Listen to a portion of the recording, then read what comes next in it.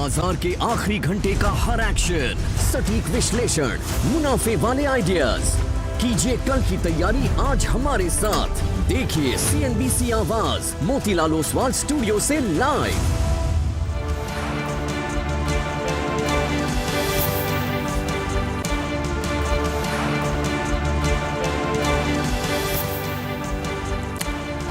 हाय, good afternoon. CNBC आवाज Motilal Oswal studios में आप सबका स्वागत है। बारी आज के फ्राइडे के कमाई का अड्डा की। ऑल इंपॉर्टेंट आखिरी के 1.5 घंटे जब हम इस वीकली क्लोज की करने वाले हैं तैयारी। पहले दोपहर की टॉप हेडलाइंस। वीकेंड से पहले बाजार में बड़ा दबाव, निफ्टी करीब 100 पॉइंट फिसलकर 26,100 के नीचे आया। ICICI बैंक, HDFC बैंक, भारतीय एयरटेल और TCS ने बनाया दबाव। बैंक निफ्टी भी 100 पॉइंट से ज्यादा नीचे, हालांकि मिड कैप्स और स्मॉल कैप्स में आज है आउट परफॉर्मेंस। आज शुरू में लगातार तीसरे दिन बिकवाली जारी। आज भी इंडेक्स करीब 1% नीचे, साथ ही ऑटो, फार्मा और NBFCs में भी दबाव, लेकिन चुनिंदा कंज्यूमर ड्यूरेबल, रियल्टी और FMCG में खरीदारी। आज मेटल शेयरों में सबसे ज्यादा चमक, इंडेक्स 0.5% से ज्यादा मजबूत। कॉपर कीमतों में रिकॉर्ड तेजी से करीब 8% उछला हिंदुस्तान कॉपर। वहीं नाल्को का शेयर भी रिकॉर्ड ऊंचाई पर पहुंचा। सोने और चांदी में रिकॉर्ड तोड़ तेजी जारी। चांदी में रिकॉर्ड तेजी के चलते हिंदुस्तान जिंक का शेयर रिकॉर्ड ऊंचाई पर कायम। वहीं गोल्ड कीमतों में तेजी से मणप्पुरम और मुथूट फाइनेंस में खरीदारी जारी।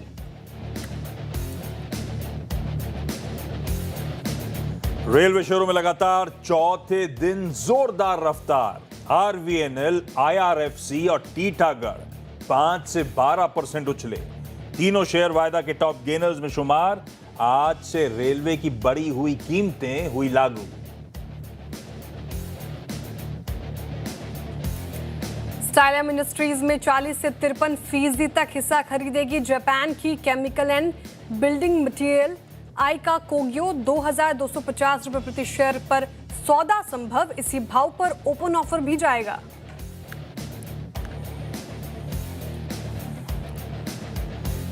चलिए, फ्राइडे की दोपहर और थोड़े दबाव के साथ भारतीय बाजार। इस समय निफ्टी 0.5% की कमजोरी के साथ कामकाज करता हुआ एक सैंडविच सेशन में। एक दिन की छुट्टी के बाद 2 दिन के वीकेंड की तरफ हम बढ़ रहे हैं और ग्लोबली थोड़ा सा पार्टिसिपेशन लो है। हमारे भारतीय बाजारों में भी ऑफ लेट वॉल्यूम्स ठंडे पड़ते चले जा रहे हैं।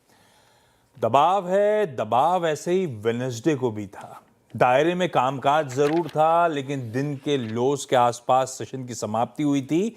दायरेबंद बाजार आज भी है। ये 100 पॉइंट, 125 अंक के आसपास की दिन की इंट्राडे रेंज है, अगर मैं अप्स और लोस दोनों को पकड़ लूं उसके बावजूद। तो दायरे में कामकाज, लेकिन दायरे के लोअर थ्रेशोल्ड के आसपास काफी देर से हम इस समय कामकाज करते हुए, और इस समय भारतीय बाजारों की वीकनेस थोड़ी सी ज्यादा है। अदरवाइज एशियन पीयर्स जो काम कर रहे हैं या बंद हुए हैं वो लार्जली फ्लैट हैं या स्लाइटली इन ग्रीन कामकाज कर रहे हैं। और यूएस से जो सुबह से इंडिकेशंस फ्यूचर्स के थे वो फ्यूचर्स और तूल पकड़ते हुए, यानी कि यूएस के मार्केट्स दिखा रहे हैं कि आज शाम को जब कामकाज की शुरुआत होगी तो दरअसल 1/4, 1/3 या 2/3% तक के उछाल के साथ वहां के मार्केट्स ट्रेड कर रहे होंगे। तो एशिया बेहतर कर रहा है, लार्जली इन ग्रीन है। यूएस के फ्यूचर्स और तेजी तूल पकड़ रही है, लेकिन हमारे मार्केट्स दिन के लोस के इर्द गिर्द इस समय ट्रेड करते हुए आपको नजर आएंगे। ऐसे में अगले 1.5 घंटे क्या क्या तैयारी श्रेया करके लाई है, पहले ये समझ लेते हैं। उसके बाद पैनल के साथ बातचीत को आगे बढ़ाएंगे। Shreya, hi, good afternoon. Good afternoon sir. और बिल्कुल सही बात कर रहे थे आप, मार्केट में दबाव देखने को मिल रहा है। हफ्ते का आखिरी कारोबारी सत्र है, जिस तरीके से ब्रॉडर मार्केट्स भी दबाव में है। ब्रेथ काफी खराब नजर आएगी आपको स्क्रीन पर। एक बार ब्रेथ रखिए, और जो झुकाव है वो डिक्लाइंस के प्रति साफ तौर पर नजर आ रहा है फिलहाल। मिड कैप्स भी डेज लो की तरफ बढ़ते हुए, और आप देखिए स्मॉल कैप में बिकवाली हावी, इसलिए ब्रेथ काफी खराब। गिरने वाली की संख्या देखिए 1665 अंक। इनफैक्ट स्टॉक्स जहां पर गिरावट हावी, और 1298 ऐसे स्टॉक्स जहां पर थोड़ी खरीदारी होती हुई नजर आ रही है। लेकिन ट्रेंडिंग स्टॉक से पहले शुरुआत कर लेते हैं कि कौन से स्टॉक्स में आज सबसे ज्यादा बिकवाली हुई है, क्योंकि मार्केट डेज लो के आसपास कारोबार कर रहा है। लूजर्स में शामिल आपको स्टॉक्स नजर आएंगे आपकी स्क्रीन पर, और जिस तरीके से आईटी पैक गिर रहा है, फार्मा स्पेस, तो सन फार्मा 1.5% के करीब करीब यहाँ पे गिरावट, और एक ब्रोकरेज की रिपोर्ट भी आई थी, थोड़ा सा न्यूट्रल का कॉल था। एशियन पेंट्स में बिकवाली हावी 1.5% के करीब करीब। श्रीराम फाइनेंस टूटा, एमयूएफजी के डील के बाद शानदार रैली हमने देखी है, आज मुनाफा वसूली का शिकार हुआ है। बजाज फाइनेंस भी बैकफुट पर, फाइनेंशियल सर्विसेज अगर आप देखें तो बैकफुट है, और आईटी एज अ स्पेस काफी खराब परफॉर्मेंस। कोफोर्ज यहाँ पर लगभग 4.25% से ज्यादा की यहाँ पे गिरावट देखने को मिल रही है। फंड रेज की खबर के बाद यहाँ पे थोड़ी सी मुनाफा वसूली। आईईएक्स देखिए लगभग 3% लुढ़ का। पीएनबी हाउसिंग फाइनेंस और उनो मिंडा में भी लगभग 0.25% की यहाँ पे गिरावट आती हुई नजर आई। लेकिन खराब मूड माहौल में भी कोई ऐसे स्टॉक्स जहाँ पर अच्छी तेजी, टाइटन शुरुआत से हम देख रहे थे पर्टिकुलर काउंटर डेज हाई की तरफ बढ़ रहा था, और अभी इनफैक्ट देखिए 2.5% की तेजी के साथ टाइटन कारोबार कर रहा है। एफएमसीजी पैक में चुनिंदा स्टॉक्स देखें तो अच्छा करते हुए नेस्ले इंडिया उसमें से एक है 1.5%। हिंडाल्को आपको मेटल स्पेस से अच्छा करता हुआ नजर आएगा। और जिस तरीके से रेलवे स्टॉक्स परफॉर्मेंस कर रहे हैं, रेलवे फेयर हाइक के बाद और बजट आ रहा है, तो RVNL, IRFC, Titagarh rail system, FNO के टॉप गेनर्स में शामिल है, और एनबीसीसी भी अगर आप देखें तो लगभग 5% की तेजी के साथ कर रहा है कारोबार। ये तो बात होगी ट्रेंडिंग स्टॉक्स की। अब आगे बढ़ते हैं और आपको शो फ्लो समझाती हूँ। तो फंडामेंटल राय देने के लिए हमारे साथ होंगे एयूएम कैपिटल के राजेश अग्रवाल जी। टेक्निकल कॉल्स लेंगे हम प्रकाश गाबा, मानस जायसवाल, राजेश सातपुते, कविता जैन, चंदन तापड़िया, सुमिल मेहता और अरुण कुमार मंत्री जी से। 2:20 पर कामत होटल्स के डायरेक्टर विशाल कामत जुड़ेंगे हमारे साथ। 2:30 बजे हॉर्माज फटाकिया से समझेंगे रेलवे शोरों में क्या चल रहा है। 2:40 पर बाजार की भविष्यवाणी बताने के लिए हमारे साथ जुड़ेंगे सेलिब्रिटी एस्ट्रोलॉजर चिराग दारूवाला। 2:50 पर बिग मार्केट वॉइस में हमारे साथ जुड़ेंगे एलेक्सर इक्विटीज के डायरेक्टर दीपन मेहता जी। 3:15 पे लेंगे बीटीएसटी एसटीबीटी कॉल्स। बिल्कुल ठीक, एक्शन पैक्ड शो है आप लोगों के लिए। और इस बीच इसी बढ़िया से पैनल के पास रह के जा रहे होंगे उनकी बढ़िया बढ़िया पिक्स लेने के लिए। ठीक है, एशिया ठीक ठाक कामकाज करता हुआ, यूएस के फ्यूचर्स फ्लैटिश, वैसे आज सुबह भी फ्लैट थे और इस समय as we speak largely flat undertone ही है। ठीक है, एक छुट्टी के बाद, 1.5 दिन की छुट्टी के बाद, वेडनेसडे को अर्ली क्लोज और उसके बाद कल की छुट्टी के बाद लार्जली फ्लैटिश टोन वो प्रोड्यूसर साहब ने स्क्रीन पे रखा है। अच्छा, आज पहले तो इस पैनल में चंदन से रिक्वेस्ट करी थी कि बढ़िया पिछली बार निफ्टी बैंक की जो स्ट्रैटेजी दी थी बड़ी सटीक पड़ी थी, और सुना है ये बीकानेर के गौरव हैं चंदन तापड़िया। ये बीकानेर के गौरव मतलब चंदन जी आशीष जी, बीकानेर के गौरव हैं आप, सुना ये क्या कोई अवार्ड फंक्शन है क्या जिसमें जा रहे हो आप? बिल्कुल। तो आशीष जी, संडे को बीकानेर गौरव अवार्ड है, और इस अवार्ड में लगभग 9 देशों के लोगों को चुना है जो कहीं ना कहीं काफी अच्छा कंट्रीब्यूशन कर रहे हैं। और I think Google, chat GPT, even Meta, 2-3 IAS officer, IPS officer, तो सब हस्तियों के बीच में छोटा सा निमंत्रण मुझे भी मिला है आप सब लोगों के साथ, जिस हिसाब से कंधे से कंधा मिला के इन्वेस्ट अवेयरनेस पर हम काम कर रहे हैं। अरे नहीं, गजब कर रखा है चंदन ने, कांग्रेचुलेशंस उस अवार्ड के लिए। इन्होंने प्रॉमिस भी किया था कुछ लेकर आएंगे। हाँ, ये बिना बोले ले आते हैं, इसमें कोई शक नहीं है। आप मैं तो उसका वेट कर रही हूँ। हाँ, मैं तो कहना बंद कर चुका हूँ, मुझे पता है चंदन कुछ ना कुछ पहुंचा देंगे। अच्छा, सबसे पहले चंदन के पास जाओ, उससे पहले ध्यान रखिएगा मंथली एक्सपायरी के बेहद करीब आके खड़े हुए हैं। एनएससी की मंथली कॉन्ट्रैक्ट की एक्सपायरी ट्यूसडे को है। 2 ट्रेडिंग सेशंस दूर कर लीजिए यहां से।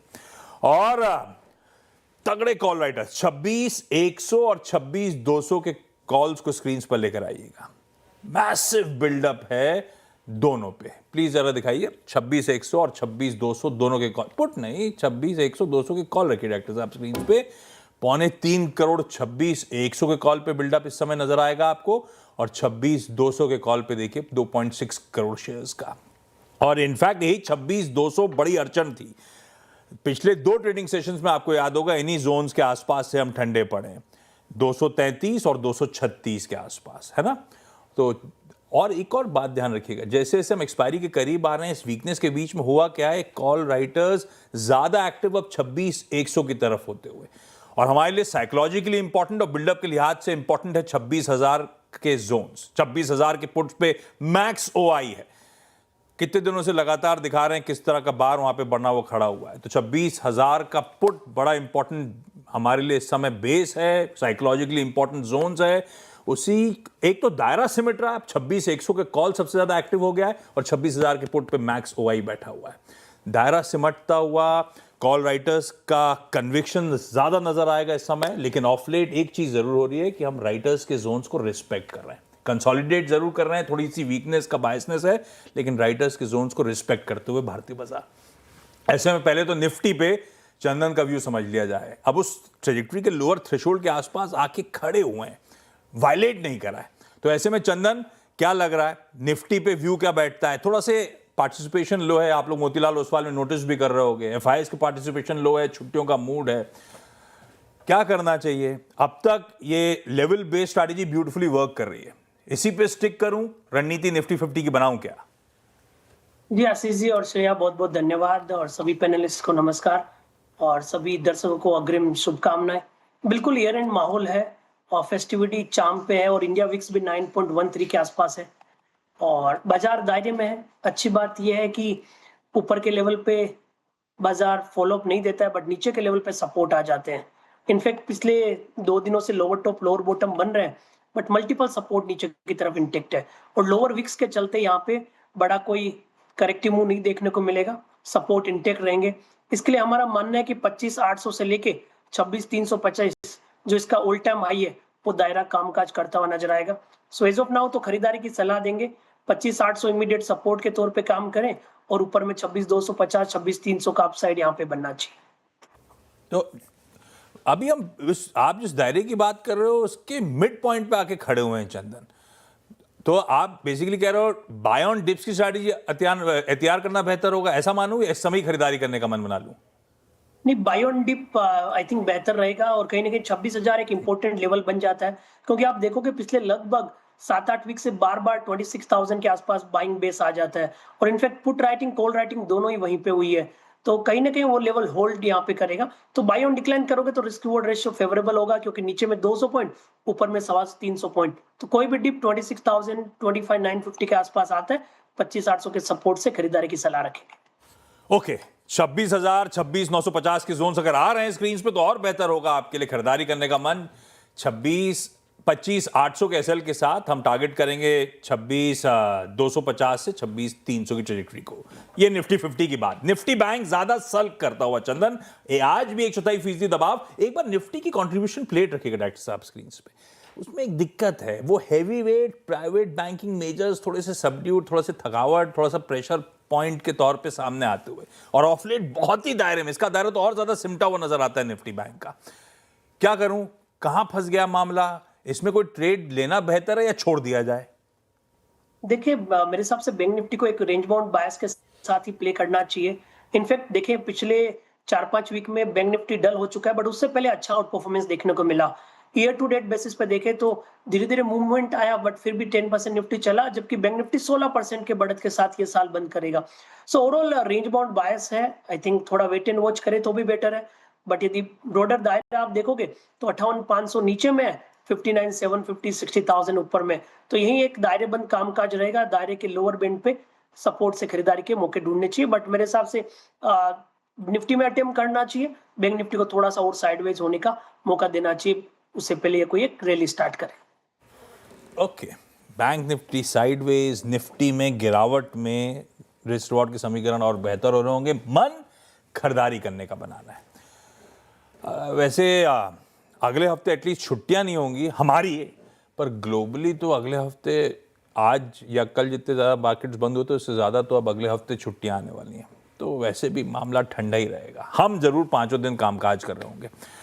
पैनल दिख रहा है आपको, चंदन ने निफ्टी बैंक की बढ़िया सी स्ट्रैटेजी दे ही दी है, श्रेया ने मार्केट्स अपडेट दे ही दिया है, कौन से स्टॉक्स हरकत में। हाँ, आईटी, फार्मास्यूटिकल्स, ये पॉकेट थोड़ी सी आज ज्यादा सल्क कर रही हैं। ऑटोज दबाव में, तीनों अपने आप में अच्छे खासी वेटेज वाली पॉकेट्स हैं, ये सल्क कर रही हैं। जो चल रहा है वो ऐसी पॉकेट्स हैं जो लार्जली कंट्रीब्यूट करती नहीं है। सरकारी पीएसईज एज अ स्पेस अच्छा कर रही है, मेटल्स अच्छा कर रही है, पर इनमें स्टॉक्स के वेटेजेस उस तरह से नहीं है जो समीकरण सुधार पाए। ये मामला है सेक्टोरली।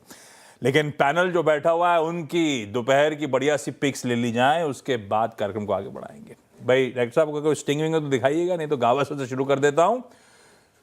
गावस्कर कहाँ है? Gavaskar, good afternoon. इस समय दोपहर का प्रिफर्ड पिक कौन सा? गुड आफ्टरनून टू यू सभी पैनलिस्ट को गुड आफ्टरनून। स्टॉक का नाम है टॉरेंट पावर। इसमें पावर है, सेटअप सही है, बेस बढ़िया है और साइडवेज मूव है। उस साइडवेज मूव में एक स्ट्रेंथ नजर आती है।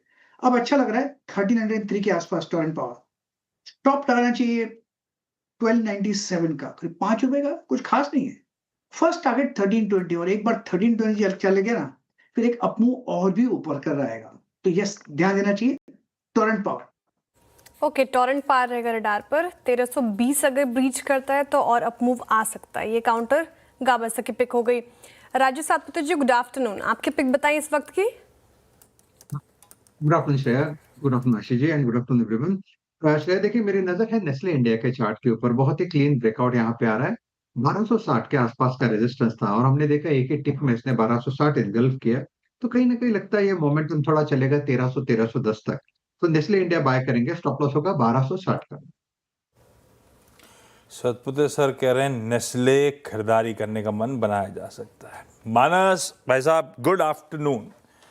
क्या ट्रेड लेना है इस समय? गुड आफ्टरनून आशीष जी। तो देखिए, एनबीसीसी पे खरीदारी करने की राय रहेगी। एनबीसीसी ने 120 का एक बहुत ही अहम रेजिस्टेंस ब्रीच किया है। पहले से ही हाई टॉप साइड बटन बन रहे थे पिछले करीब 7-8 दिनों से, लेकिन क्योंकि आज एक ब्रेकआउट है, बढ़िया वॉल्यूम देखने को मिले हैं, तो यहाँ पर करंट लेवल्स पे भी खरीदारी की जा सकती है। 119 रुपए के स्टॉप लॉस से खरीदारी करेंगे। 128 रुपए, 128 तक के टारगेट्स पॉसिबल है। 120 वाला जनवरी मंथ का कॉल ऑप्शन ले सकते हैं। 6.5 रुपए के आसपास ट्रेड हो रहा है। 4 रुपए 60 पैसे के स्टॉप लॉस से खरीदारी करेंगे इस ऑप्शन में और 10 रुपए के टारगेट सेट करेंगे। ओके, एनबीसीसी माइनस की पिक हो गई। अच्छा करता है ये काउंटर, वायदा के टॉप गेनर्स में शुमार है। Somil ji, good afternoon. आपकी पिक इस वक्त की? Good afternoon to everyone. मेरी पिक होगी कॉनकॉर पर। कॉनकॉर लास्ट वीक भी मैंने मेंशन किया था। ऑलरेडी एक अप ट्रेंड में है, शॉर्ट टर्म अप ट्रेंड में है। आज के दिन में 40 डेली मूविंग एवरेज के ऊपर क्लोजिंग आ रही है, which is a great sign. एक एंडिंग डायगोनल पैटर्न ऊपर की तरफ टूटा है। Good setup. स्टॉप लॉस रहेगा 505 का, टारगेट रहेगा 555। कंटेनर कॉर्पोरेशन, एनबीसीसी, सरकारी कंपनीज रखिए रेडार पे। सब अच्छा कर रही है इस समय स्क्रीन पे। रेलवे स्टॉक्स तो cross the board of late. Even defence ने अपने बहुत ज्यादा गेन्स नहीं गवाए। इवन डिफेंस एक्विजिशन काउंसिल की बैठक टलने की खबर सामने आई, उसके बावजूद बढ़िया कर रहे हैं सरकारी एज अ स्पेस। ये दोनों स्टॉक्स खास तौर पर रेडार पे। अरुण जी, गुड आफ्टरनून भाई साहब। इस समय का बढ़िया सा पिक आपकी तरफ से कौन सा? Ashish ji, good afternoon. आशीष जी, सेम थीम के साथ ही जाएंगे जो पीएसयू की थीम चल रही है। तो मुझे लग रहा है इरेडा में एक मोमेंटम पॉजिटिव बनना चाहिए। 142 के आसपास चल रहा है। छोटा स्टॉप लॉस लगा है, 140 का स्टॉप लॉस लगा के इसको लेके चल सकते हैं। इसका टारगेट काफी अच्छा निकल के आ रहा है। 148 तक के टारगेट्स इसमें देखने को मिल सकते हैं। तो रिस्क रिवार्ड फेवरेबल है। मुझे लग रहा है पीएसयू थीम चलनी चाहिए, तो इसको लेके चले 148 के ऊपर में टारगेट। ओके, इरेडा ये भी काउंटर अच्छा करता हुआ अरुण जी की पिक में शुमार हो गया है। चंदन जी, बैंक निफ्टी पे आपकी राय जान ली, लेकिन इस वक्त का स्टॉक क्या होगा? बिल्कुल, देखिए स्टॉक स्पेसिफिक देखें तो यहाँ पे कहीं ना कहीं रेलवे डिफेंस थीम पे फोकस करना पड़ेगा। और रेलवे काउंटर में आप देखोगे तो मैं यहाँ पे अब फोकस करना चाहूंगा आईआरसीटीसी पे। काफी सप्ताह के अंडर परफॉर्मेंस के बाद यहाँ पे बॉटम आउट अप्रोच बने हैं। लास्ट 2 वीक में बाई ऑन डिक्लाइन देखने को मिली थी और एक फॉलिंग सप्लाई ट्रेंड लाइन का ब्रेकआउट भी इस काउंटर में देखने को मिल रहा है। दूसरे रियल एस्टेट काउंटर में बाइंग है और यहाँ पे भी खरीदारी के मौके बनने चाहिए। कोई भी हल्का डिप आए तो खरीदारी के मौके ढूंढे। इमीडिएट बेसिस पे देखें तो 688 एक सपोर्ट का काम करेगा। ऊपर में 735 तक के टारगेट आईआरसीटीसी में बनने चाहिए। आईआरसीटीसी 4% मजबूत। बहुत दिनों बाद, बहुत परेशान करने के बाद फाइनली ये स्टॉक चलना शुरू हुआ और चंदन कह रहे हैं इसमें और तेजी आगे बढ़ती हुई नजर आएगी। रिकैप बाद में करूंगा सारे ट्रेड्स। पहले कोलकाता ले चलूं आपको राजेश अग्रवाल साहब के पास। Rajesh sir, good afternoon. क्या हालचाल भाई साहब आपके, और क्या लेकर आए हमारे लिए? गुड आफ्टरनून आशीष जी, गुड आफ्टरनून श्रेया, बाकी भी जो पैनल में मित्रगण है सबको नमस्कार। लेके आने की तो अभी एक ही थीम चल रही है बाजार में, या तो डिफेंस या रेलवेज, यही चल रही है। तो मेरे हिसाब से बजट तक ये थीम चलने वाली है, क्योंकि ऐसा लग रहा है कि इंफ्रास्ट्रक्चर पर सरकार खर्चा करेगी। तो रेलवे के साथ ही एक स्टॉक लेके जाऊंगा, टीटागढ़ रेल्स। अगर आप देखेंगे तो प्राइवेट सेक्टर में एक इकलौती कंपनी है जो न केवल फ्रेट में वैगन बनाती है बल्कि पैसेंजर कोचेस भी बनाती है। 25 से 30% का मार्केट शेयर है इनका इंडियन वैगन मैन्युफैक्चरिंग इंडस्ट्री में, और ऑर्डर बुक आज की डेट में 26,000 करोड़ की खड़ी है, जिसमें सिर्फ 4,000 करोड़ ऐसा है जो फ्रेट वैगन से है। अगर आप देखो तो वंदे भारत के लिए इन्होंने कुछ कोलैबोरेशन किए हैं, जिससे 80 स्लीपर ट्रेन बनाएंगे। भेल के साथ कोलैबोरेशन है 24,000 करोड़ का। मेट्रो प्रोजेक्ट्स इनके बेंगलुरु, मुंबई, अहमदाबाद में मेट्रोस के ऑर्डर मिले हुए हैं। रामकृष्ण फोर्ज इनके साथ इन्होंने फॉर्ज व्हील्स का एक कॉन्ट्रैक्ट किया हुआ है। तो सारी चीजें एक अच्छे भविष्य की ओर इशारा कर रही है। हालांकि इस वक्त अगर वैल्यूएशन के लिहाज से देखेंगे तो थोड़ा सा अपर साइड दिखेगा, लेकिन लंबी अवधि के निवेशकों के लिए एक अच्छा रिटर्न दे सकता है। शॉर्ट टर्म की बात की जाए तो 930 940 का टारगेट होगा, बट लंबी अवधि में 4 फिगर आ सकते हैं, तो यहाँ खरीदारी की सलाह रहेगी।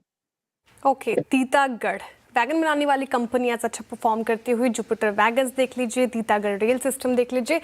राजेश अग्रवाल जी की पिक हो गई। चलिए वैगन बनाने वाली नहीं, कोलकाता की वैगन बनाने वाली। ये इंपॉर्टेंट है मेंशन। सारे कोलकाता वाले ढूंढ ढूंढ के कोलकाता के स्टॉक लेकर आए। सर ऐसा है कि जुपिटर भी कोलकाता की है।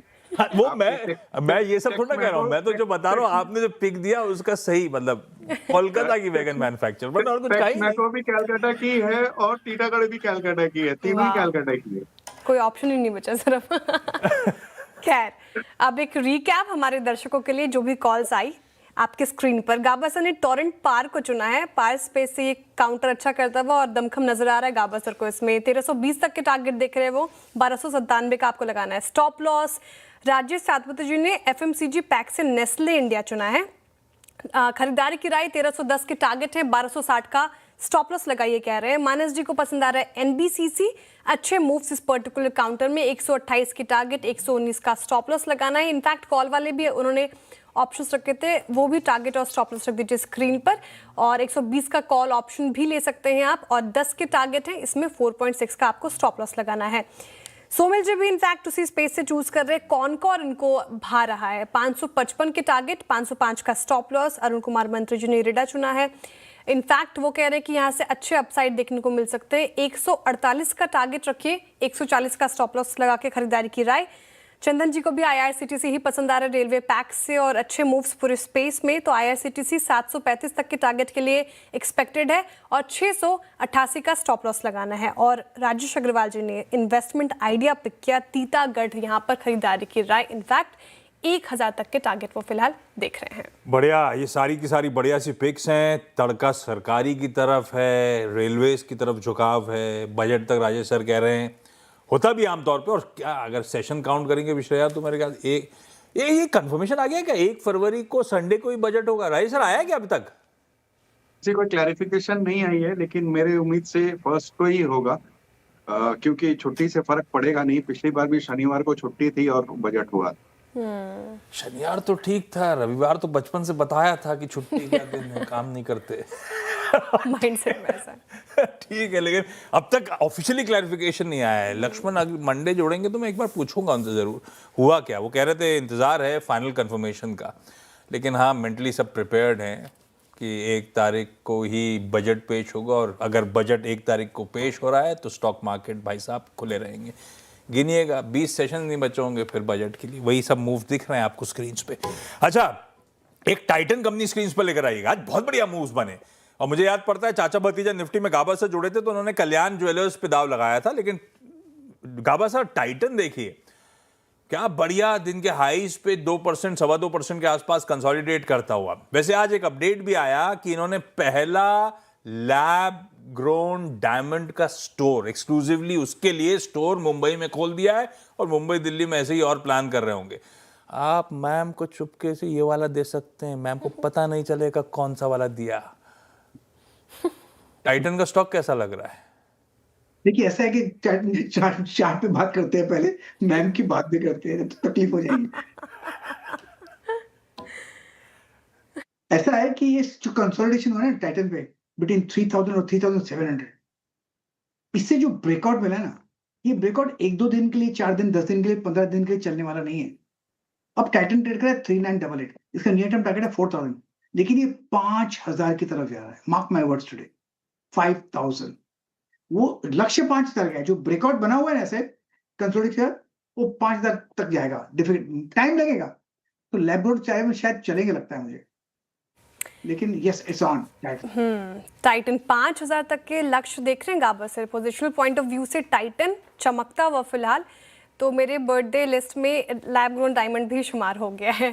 खैर, नेस्ले इंडिया राज्य सातुदे जी, आपने चुना ये काउंटर, और एफएमसीजी पैक में एक चुनिंदा काउंटर्स हम देख रहे हैं जहाँ पे अच्छे मूव्स हैं। एक बार मैरिको भी लेकर आएगा स्क्रीन पर, और 0.25% की तेजी मैरिको, डीएबी डेज हाई की तरफ बढ़ता हुआ। ये रडार पर नहीं आया सर? नहीं, ये दोनों ही थे। मैरिको भी था और नेस्ले भी था। देखिए, मैरिको का अगर आप चार्ट देखें श्रेया, तो मुझे लगता है ये 235 इसके लिए एक इम्पोर्टेंट लेवल है। अगर कोई भी डिप मिलता है 235 के आसपास, तो वो पोजिशनली एक बाइंग अपॉर्चुनिटी हो रही है। मेरा इसका जो टारगेट है श्रेया, वो करीबन 765 टू 770 का है। सो एट ए लेवल ऑफ 743 यहाँ पे अपसाइड जो है वो 750 की होगी। अगर आपको स्विंग ट्रेड लेना है, तो फिर 740 के नीचे स्टॉप लॉस रखे, 750 के आसपास का एक स्विंग मिलना चाहिए। वैसे पोजिशनली देखे तो ज्यादा बेटर लगता है, वोलेटिलिटी ज्यादा है तो पोजिशनली ज्यादा बेटर लगता है। ओके, पोजिशनली ज़्यादा बेटर लगता है मैरिको फिलहाल। ये काउंटर अच्छा लग रहा है, ठीक है। कुछ और काउंटर्स देखते हैं, उसके बाद हम कामत जी से भी बात करेंगे, हमारे साथ जुड़ रहे हैं। साल 2025 अब ख़त्म होने वाला है और अब चंद दिन ही रह गए हैं, और होटल इंडस्ट्री के लिए ये वक्त सबसे अच्छा होता है क्योंकि छुट्टियां चल रही होती है, new year, Christmas eve, rent सबसे ऊंचाई पर रहते हैं हालांकि। लेकिन इस समय होटल इंडस्ट्री में कैसा माहौल है, क्या ट्रेंड्स हैं, और अगले साल ग्रोथ कैसी रह सकती है, सबसे इंपॉर्टेंट क्वेश्चन। इस पर ज़्यादा बातचीत करने के लिए हमारे साथ कामत ग्रुप ऑफ होटल के डायरेक्टर विशाल कामत जी जुड़ रहे हैं। विशाल जी, गुड आफ्टरनून और स्वागत है आपका कार्यक्रम में। पहले तो सीएनबीसी आवाज़ के दर्शकों की तरफ से और परिवार की तरफ से इनफैक्ट आपको नववर्ष की हार्दिक शुभकामनाएं। 2026 आपका काफ़ी अच्छा जाए सर। लेकिन होटल इंडस्ट्री जी होटल इंडस्ट्रीज की बात की जाए कामत जी, तो सबसे पहला सवाल तो यही आता है कि जिस तरीके से, क्योंकि अब छुट्टियां चल रही हैं, न्यू ईयर ईव है, क्या ट्रेंड्स है फिलहाल, ग्राहकों का झुकाव किस तरफ है? क्या प्रीमियम साइड पर वो झुकाव ज़्यादा फोकस कर रहे हैं, या प्राइस सेंसिटिव हैं अभी भी कस्टमर्स? तो नमस्कार, पहले तो आपको भी एडवांस में नए साल के शुभकामनाएं। ये गया साल भी हमारे इंडस्ट्री के लिए अच्छा था और आने वाला साल भी वैसे ही लग रहा है। और ये जो पर्टिकुलर क्वार्टर है, ये क्वार्टर बहुत ही बढ़िया रहा है क्योंकि जो पूरा दिवाली था वो पूरा अक्टूबर में था, और अक्टूबर में, आशीष जी नमस्कार, कैसे हैं आप भी? तो ये पूरा अक्टूबर में था, एंड अक्टूबर में होने की वजह से अक्टूबर थोड़ा वीक था, मगर November was a bumper for our industry as a whole. Kamat group के हर होटल के लिए तो था ही, बट मेरी इंडस्ट्री पेयर से भी बात करो, और दिसंबर तो ऑलवेज याहू रहता ही है। ये साल भी बहुत अच्छा रहा है, और इस बार क्या है कि न्यू ईयर वीकडे पे आने से, वीक के सेंटर पे आने से दो टाइप के बिजनेस एडिशनल मिल रहे हैं। एक है जो बाहर नहीं जा पा रहा है, वो बंबई में या पूना में या सिटी में एंजॉय कर रहा है, स्टेकेशन जो बोलते हैं, और सब्सिक्वेंट बुकिंग्स भी देख रहे हैं जो आने वाले, उसके बाद वीकेंड पे काफी लोग जो है न्यू ईयर सेलिब्रेट करके फिर फैमिली के साथ उस वीकेंड को भी जा रहे हैं। तो ये एक ट्रेंड प्लस पॉइंट इस बार जो दिखने को मिल रहा है। नहीं तो नॉर्मली अगर वीकेंड पे आ जाए या लॉन्ग वीकेंड पे आ जाए तो आपको एक ही हफ्ते में 2 बार बोनांजा नहीं मिलता। तो that is again one short small thing, but it's a big thing for us, it's a good thing for the industry as whole. And premiumization की बात जो आप कहे, जैसे हमें ऑर्किड ऋषिकेश है, ऋषि वन, जो हमारे Orchid Rishi Van, that is also premium property. So we are finding that Jadavgarh हो, ऋषि वन हो, तोयम हो, ये ऑर्किड पासारोस जो हमारा ऑर्किड गोवा में है, तो ये सब जगह में already fantastic bookings at a good rate we have got, premium rate we have got, because people are aspiring more, and अभी भी वो ट्रेंड चल रहा है। लीजिए, बढ़िया जाने वाला है। इसका मतलब दिसंबर क्वार्टर कामत होटल्स के लिए और शायद इंडस्ट्री के लिए। Vishal ji, hi, welcome on the show, good afternoon. आपको पता है आप बहुत सालों से होटल इंडस्ट्री को मैप करते रहे हम लोग, और इतना अच्छा रन पहले कभी नहीं मिला। 1 साल, 2 साल, 3 साल मामला ठंडा पड़ता था। वो डिमांड आउटपेस कर रही है सप्लाई को, तो करती ही चली जा रही है। इस समय स्थिति क्या है? क्योंकि ऑफलेट जब होटल कंपनीज के रिजल्ट्स आए, थोड़ा सा मामला कूल ऑफ होता हुआ, उस दर से ग्रोथ नहीं हो रही थी। तो ऐसे में 2026 का आउटलुक क्या है? अब तो आप कितने एग्रेसिव हो चुके हो, कितने मैनेजमेंट कॉन्ट्रैक्ट लीज एग्रीमेंट्स कर रहे हो, आप क्या आपके सारे पीयर्स ऐसे ही कर रहे हैं, तो एक थ्रेशोल्ड आएगा जब ये मामला, ये स्टीम लूज आउट होना शुरू होगी। क्या 2026 वो समय होगा या अभी दिस टाइम ऑफ ये इस तरह का माहौल अभी is here to stay for the time being at least? Foreseeable future में this situation is there definitely. आप जो बोल रहे हैं आशीष जी एकदम सही है। हर साइकिल को एक अप होता है तो एक फ्लैट या डाउन भी होता है। क्या है, हमारे इंडस्ट्री में जेस्टेशन पीरियड बहुत लॉन्ग है। आज अगर एक ऑर्किड होटल स्क्रैच से बनाना हो तो 3.5 4.5 साल के बीच लगता है। तो आपको डिमांड हमेशा फोर्सी करके बिल्ड करना है। तो जो लोगों ने शुरुआत की है 2021 22 में, जब उन्होंने एक्सपर्ट देखा हो या उनका प्रोडक्ट आधा अधूरा था, उसको अभी कंप्लीट करते करते आ गए हैं। तो you find lot of new openings now for many, including for Kamat group, जैसे ऑर्किड ऋषि वन जो खुला अभी कुछ महीने पहले, और कुछ हमारे बाकी भी कुछ हमारे सॉरी और बाकी भी हमारे कुछ जो नए प्रॉपर्टीज खुले हैं। तो ये जो आप बोल रहे हैं साइकिल, इससे क्या होने वाला है कि देयर विल बी जो एकदम मीटियोरिक राइज था वो जरा हल्का हो जाएगा, और ये बेटर है। Meteoric rise is dangerous because then there is a meteoric fall, but when there is a sustained growth, the sustained और ग्रोथ इज लॉन्गर। तो ये एक बड़ा प्लस पॉइंट है इंडस्ट्री का, जो एटलीस्ट 2027 तक ये हम सस्टेन्ड ग्रोथ देख रहे हैं। Yes, market to market dependent है। कुछ मार्केट्स में कभी कभी ओवर सप्लाई अगर आ जाए तो यू माइट फाइंड, और दूसरा नेचुरल कैलामिटीज जो है, जैसे नॉर्थ इंडिया में काफी नेचुरल कैलामिटी होने की वजह से उस टाइम पे जो अफेक्ट हुआ, बट 3-6 महीने के बाद उसका बाउंस बैक भी आ गया। सो आई थिंक ये ट्रेंड कंटिन्यू रहेगा 26 मे बी 27 तक, तो अभी दिख रहा है। तो फिर अच्छा, आउटलुक की बात कर रहे हैं, थोड़ा सा मैं अपने ही परफॉर्मेंस पीछे जाता हूं। Q2 थोड़ा सा मामला कामत का गड़बड़ाया। Q2 में रेवेन्यूज, इवन H1 के रेवेन्यूज कूल ऑफ होते हुए नजर आए। ऑक्यूपेंसीज 50-55% के आसपास है। ये क्यों हुआ? क्या इस समय हम नई प्रॉपर्टीज ऐड कर रहे हैं, उन एसेट्स को स्वेट करने में टाइम लगता है इसीलिए, या मामला एक्चुअली एनवायरमेंट Q2 इंडस्ट्री के लिए ठंडा ही रहा था? तो हमारे जो एसेट्स है काफी सारे, जो एक तो उस टाइम पे जब सिंदूर हुआ था, तो सिंदूर के बाद जो एक हमारा एक बाउंस बैक होना चाहिए था, वो इतनी अच्छी तरह से हुआ नहीं in H2 due to Sindoor, due to monsoon and other things also. And also overall at that time our we did not do a very good quarter 2, but quarter 3 has been exceptional. quarter 1 was very good. तो quarter 2 हमको definitely, क्योंकि हम बहुत सारे हमारे जो hotels हैं, they are mature hotels and they are our own hotels, so we have not been taking management contracts or hotels on lease. Just profitability is very important for us. हमारे जो main underline है कि growth के साथ साथ हमको profitability बहुत important है, and that's why we still have a very good EBITDA and a very good PAT which will come this year. So why is that? Because हम लोग सिर्फ लीज पे लेके बाद में फिर वो पछताना, वो नहीं हो रहा है. We are cautious in our expansion and we are growing in that same manner. इसकी वजह से जो एसेट्स की जो एक ग्रोथ होनी चाहिए, वो मैच्योर एसेट्स होने की वजह से एक्स्ट्राऑर्डिनरी ग्रोथ नहीं है, and that's why H2 of our H2 नहीं sorry our Q2 was not very good. But आने वाले टाइम पे that is going to recover quite well and you will feel the YTD will be excellent. तो 158 crore rupees के H1 के revenues थे. FY26 के लिए पूरे साल के लिए 400 करोड़ रुपए की बात कर रहे हो आप. वो वैसे भी इंडस्ट्री के लिए H2 H1 से बेहतर होता ही है. Q3 की बात अभी कामत साहब ने करी. एक सवाल बस जाते जाते, हाँ, मोटा मोटा एक 40-60% रेशो होता है नॉर्मली. हाँ, आप अगर एक एवरेज निकालेंगे तो H1 का 40 होता है और H2 का 60 होता है. तो वो ब्लेंडेड के हिसाब से if you look at it, basically that's broadly the thing. But we also have many of our hotels which like Jamnagar Orchid in the first year was not doing as well as it is doing this year.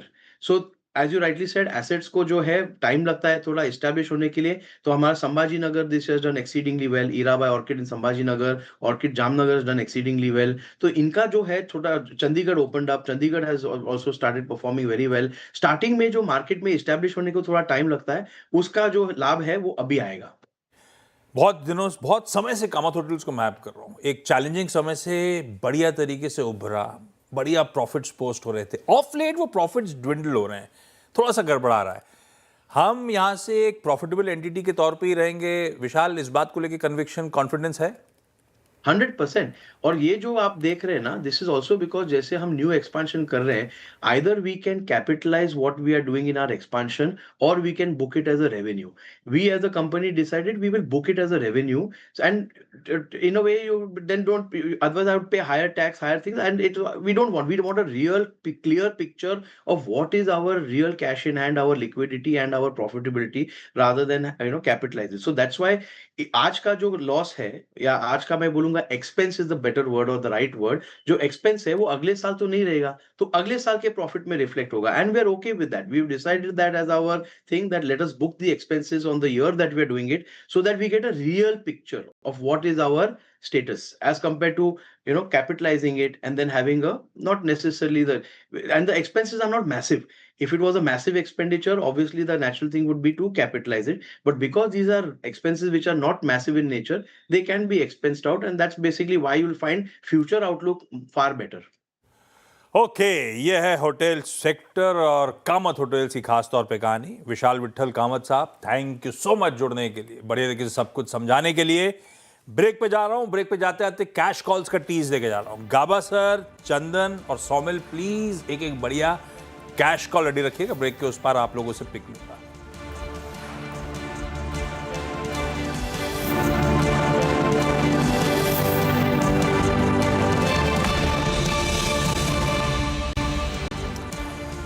Break के बाद आप सबका स्वागत है। भाई थोड़ी सी weakness बढ़ रही है, 26,016 पे आधे % की कमजोरी के साथ निफ्टी इस समय कामकाज कर रहा है। क्रॉस द बोर्ड थोड़ी सी प्रॉफिट टेकिंग है।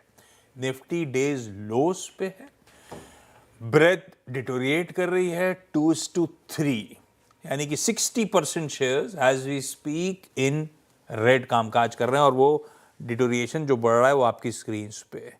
यानी कि जैसे जैसे सेशन प्रोग्रेस कर रहा है, ब्रॉडर मार्केट्स में मुनाफा वसूली थोड़ी सी तीव्र होती हुई नजर आएगी। ऐसे में और सिलेक्टिव होने की ज़रूरत है, और चुनिंदा कैश कॉल्स पे ही दाव लगाना है। एक्सपर्ट से ले लेते हैं। गाबा सर, सौमिल, चंदन गौरव का मॉड लेने चले गए, तो कविता जी से लेनी पड़ेगी कैश कॉल। चंदन से रुका नहीं गया लग रहा है। सौमिल, प्रिफर्ड पिक कौन सी कैश की? मेरी पिक होगी असाई इंडिया पर। असाई इंडिया पहले भी मैं मेंशन कर चुका हूँ, very good stock to be in the long term as well. एक मीडियम टर्म में छोटा सा करेक्शन हुआ था, वो correction 40 daily moving average lower end of the Bollinger band on the daily chart पे सपोर्ट लेके आज एक अच्छा मोमेंटम देखा गया है। Great stock to be in. Stop loss रहेगा 960 और टारगेट रहेगा 1075। ओके, ऐसा ही इंडिया 3% अप डेज हाई पर। कविता जी, आपका कैश कॉल? हाय, गुड आफ्टरनून एवरीवन। तो कैश कॉल में लिटिल पोजिशनल देखना चाहिए। It's from defence, BEML is looking good. 1890 के लेवल पर एज ऑफ नाउ है। मीन रिवर्जन ट्रेड की तरह भी काउंटर काम करता हुआ देख सकता है। अपसाइड पोजिशनली अगर शॉर्ट टर्म पोजिशनल देखें तो 2150 तक के प्राइस मूव बनते हुए दिखते हैं, but as a swing trade अगर यहाँ से बाय करते हैं तो 1830 के स्टॉप लॉस के साथ इसे बाय करना चाहिए। अपसाइड मोमेंटम 1960 1980 तक आते हुए दिखता है। BEML रखिए रडार पे। एक और सरकारी, एक और डिफेंस और रेलवे प्ले आपकी स्क्रीन पर है। कविता जी का ये प्रिफर्ड कैश कॉल। गाबा सर, रडार पे कौन सा stock? Gillette India. Gillette India trade कर रहा है 8480 पर। मेरे ख्याल से स्टॉप लगाना चाहिए 8400 का, करीब 70 रुपीज का स्टॉप है। टारगेट मेरे ख्याल से 8750 होना चाहिए। Buy and hold Gillette India. Okay, Gillette India ये पसंद आ रहा है गाबा सर को। अच्छे मूव्स इनफैक्ट इसमें भी 8477 के लेवल पर कर रहा है कारोबार।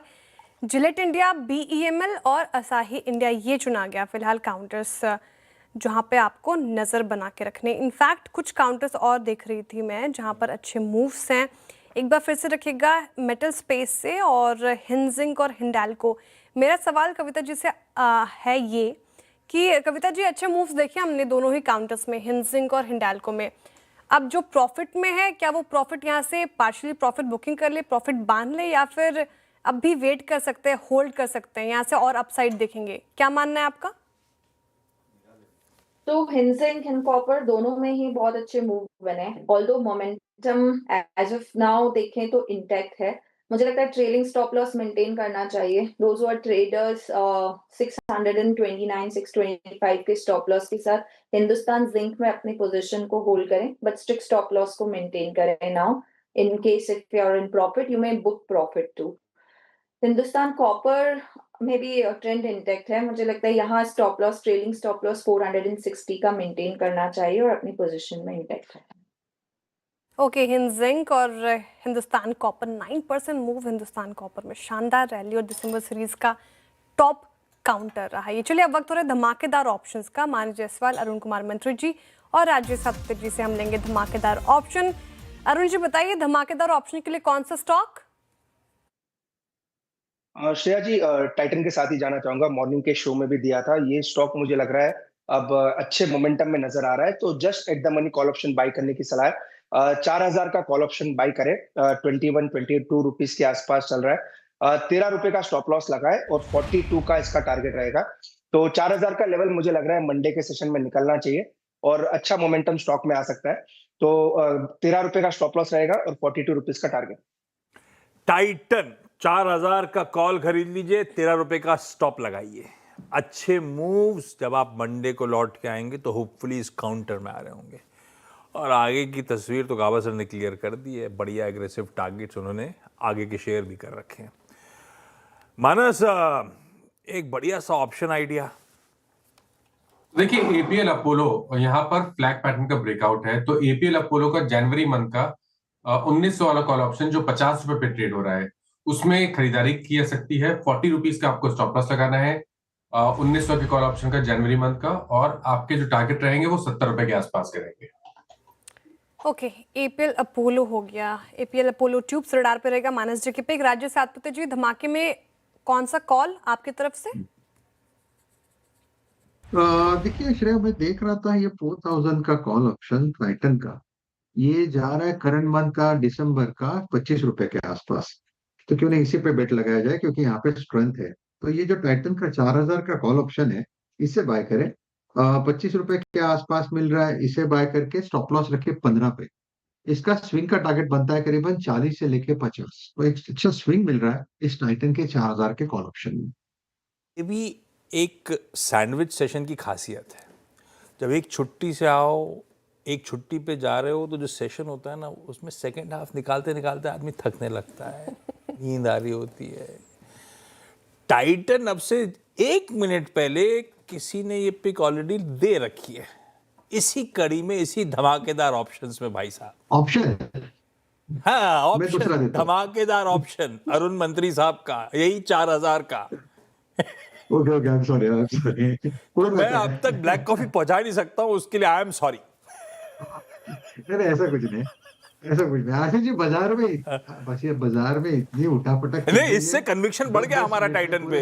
ना हाँ, इससे कन्विक्शन बढ़ गया हमारा टाइटन पे, अरुण जी की उस कॉल पे।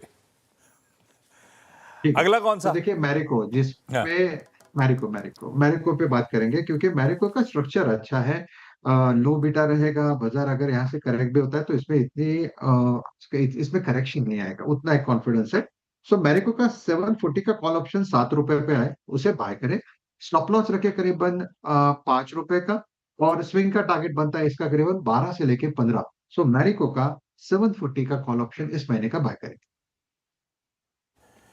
ओके, लीजिए भाई, मैरिको 740 का कॉल, टाइटन 4000 का कॉल, और साथ में एपीएल अपोलो 1900 का कॉल खरीदिए। ये बढ़िया कमाई करने का दमखम दिखा सकते हैं। ये है आज के तीनों धमाकेदार ऑप्शंस। ये है लास्ट फ्राइडे ऑफ 2025। 3 सेशंस बाद हम नए साल में दस्तक दे रहे होंगे, साल 2026। ऐसे में चिराग दारूवाला साहब से रिक्वेस्ट करी थी, जाने माने सेलिब्रिटी एस्ट्रोलॉजर, जब भी कुछ इंपॉर्टेंट थ्रेशोल्ड आता है ना, चिराग सर से रिक्वेस्ट करते हैं जुड़िए और बताइए हमारे बाजार का और हमारा आगे का भविष्य कैसा रहेगा। चिराग सर जुड़ चुके हैं। चिराग सर, आ रहा हूं आपके पास 1 मिनट में। थैंक यू आज जुड़ने के लिए। धमाकेदार ऑप्शन का पहले 4 का चौका का टीज दिखा दीजिए एक्टर साहब, ताकि हमारे पैनलिस्ट तैयार हैं कुछ बढ़िया स्टॉक आइडियाज के साथ। सस्ता ऑप्शन मानस आप ढूंढ के रखिए, अब से 5-7 मिनट बाद आपसे लेंगे।